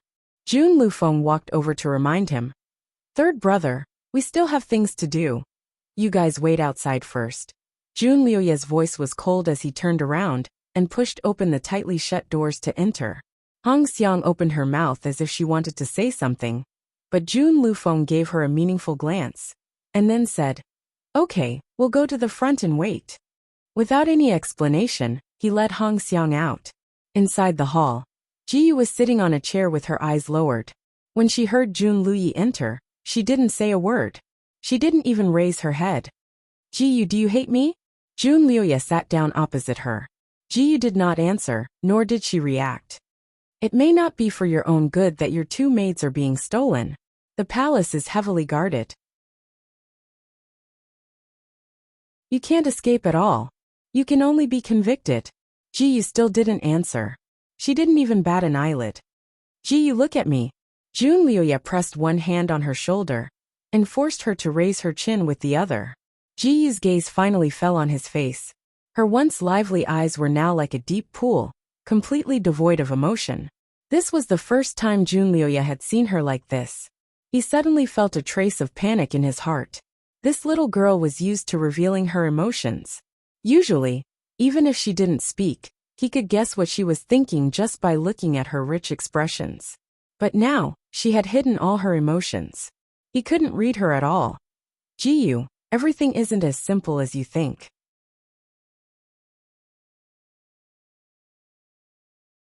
Chapter 2549. Ji-Yu, everything isn't as simple as you think. Junlyoya seemed to want to explain something to her, but he stopped halfway, and changed his words. He paused for a moment and changed his words. Anyway, I'll do it for your own good in the future. You have to believe me. Alright, you must be tired after today's torment. Rest first. I'll come and accompany you in the evening. He carried her to the bed, and habitually kissed her forehead, but she slightly tilted her head to avoid him. Junlyoya's eyes darkened, and he turned to leave. Naturally, he wouldn't really not give Ji-Yu a maid. After he left, he sent 2 more maids in to serve her. Because of the previous 2 maids as an example, the new maids were especially careful when serving her. Ji-Yu was very stable this time. She didn't cry or make a fuss. Naturally, she didn't go on a hunger strike. She even ate quite a lot during dinner. After dinner, she went to bed and slept. When Junlyoya returned, it was already late at night. He asked about Ji-Yu's situation, and heard the maid's honest report. He sighed in relief, but faintly felt that it was a little strange. She seemed to have changed a little. He walked into the bedroom and slowly sat by the bed. Looking at her sleeping peacefully, He was lost in thought for a moment. She slept very peacefully. Her breathing was calm, and her eyelashes were long. Only the roots of her eyelashes were a little wet. It was obvious that she had cried before. Junliuya bent down and kissed her eyelashes. Her eyelashes brushed against his lips, making it a little itchy. Junliuya's eyes darkened, and he wanted to use a special method to wake her up.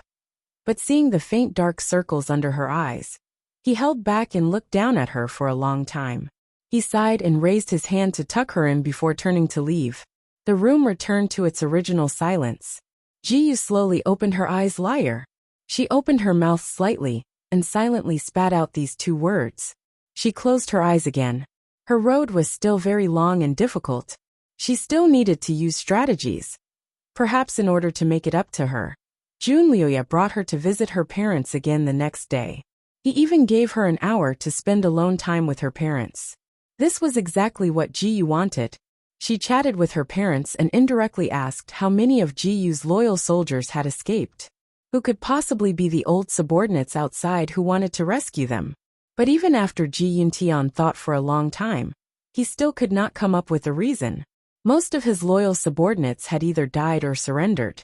The city had been destroyed so quickly that he had no idea who had escaped. However, when he heard that some of his former subordinates were still active outside, he heaved a sigh of relief. A glimmer of hope rose in his despairing heart. Thinking about it, he gave Jiyu a dragon-patterned jade pendant, and told her that it could be used as a token to contact the people outside. Jiyu carefully put it away. When the time came, she came out obediently. Junliuya did not expect her to be so sensible this time. Usually, when she saw her parents, she would need to urge them 3 or 4 times before reluctantly coming out.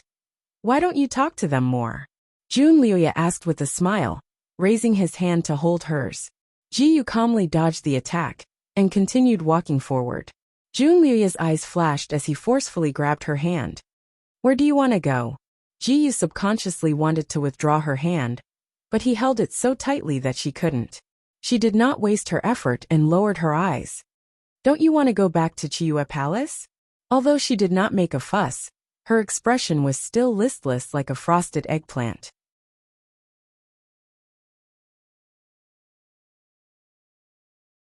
Chapter 2550. Junliuya looked at her and finally said, Do you want to go out and play? Jiyu's eyes finally lit up as she asked, I can go out. Junliuya did not answer, but bent over and picked her up. I'll take you out. In a rather luxurious restaurant. This time, after Junliuya strolled around the streets, he brought her to this restaurant at noon. Of course, to avoid trouble, Junliuya did not disguise her.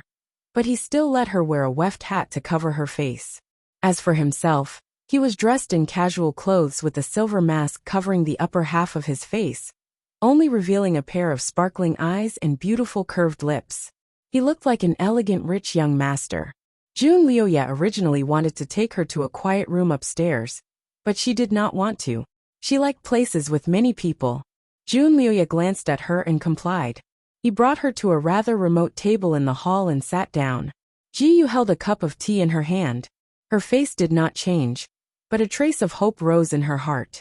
Since father's old subordinates were moving around outside, perhaps they had already mixed into the city. Restaurants and tea houses were the fastest places to spread news, but they were also the most crowded places. Perhaps they would come here. She secretly hung the dragon-patterned jade pendant her father gave her at her waist. Under the sunlight, the jade pendant seemed to glow. If those people were really here, they would definitely notice this jade pendant. Of course, she also secretly observed the people around her, hoping to see 1 or 2 familiar faces. But after her eyes looked around, the light in her eyes dimmed again. She did not see anyone familiar, and no one paid attention to her. Her method of looking for people was like looking for a needle in a haystack. But other than this method, she could not think of any other way. The commoners who were drinking here were naturally people from Jiyu Empire. There wasn't any hatred for the destruction of their empire from these people, and each and every one of them was happy and harmonious. It was no different from before the country was destroyed. Jiyu looked at it and felt a little dazzling. She raised her head and drank a cup of wine. feeling a little dispirited. The conversation at the table next to her suddenly attracted her attention. It was the Azura war god Junlioya. Her heart moved, and she held her cup to listen. The more she listened, the tighter her fingers held the cup. Those people were praising Junlioya. They praised him for his strict military discipline, and for not offending the people. When the army entered the city, they even opened the granary, and gave the people food several times. Furthermore, ever since his army had set up camp in the city, the security in the city had improved significantly. Previously, there were many thieves in the city, but now, not a single one of them could be seen. These people's praises also attracted heated discussions from the other tables. Ji Yu thought that someone would refute, but she didn't expect that these people would basically agree and praise Junlioya as a peerless hero. Ji Yu glanced at Junlioya. Junlioya was wearing a mask, so Ji Yu could only see his slightly pursed lips. She looked away and sneered in her heart. She tilted her head back and drank a glass of wine. He deliberately said, "Everyone, no matter how wise this third Prince Jun is, he is still the main culprit behind the destruction of Jiyu Kingdom. As the people of Jiyu Kingdom, don't you think it's inappropriate for you to praise the enemy who destroyed your kingdom?" Her words were sonorous and forceful, but no one responded to her. Instead, it attracted a bunch of different opinions. Someone retorted, "Miss, have you become stupid from reading too much? The world that is united for a long time must be divided, and divided for a long time must be united. The rivers and mountains of one family cannot last long." You're tuning in to the Li Mei's Wuxia Whispers YouTube channel. We're so grateful for your support, and don't forget to subscribe to join us on this incredible journey through captivating stories.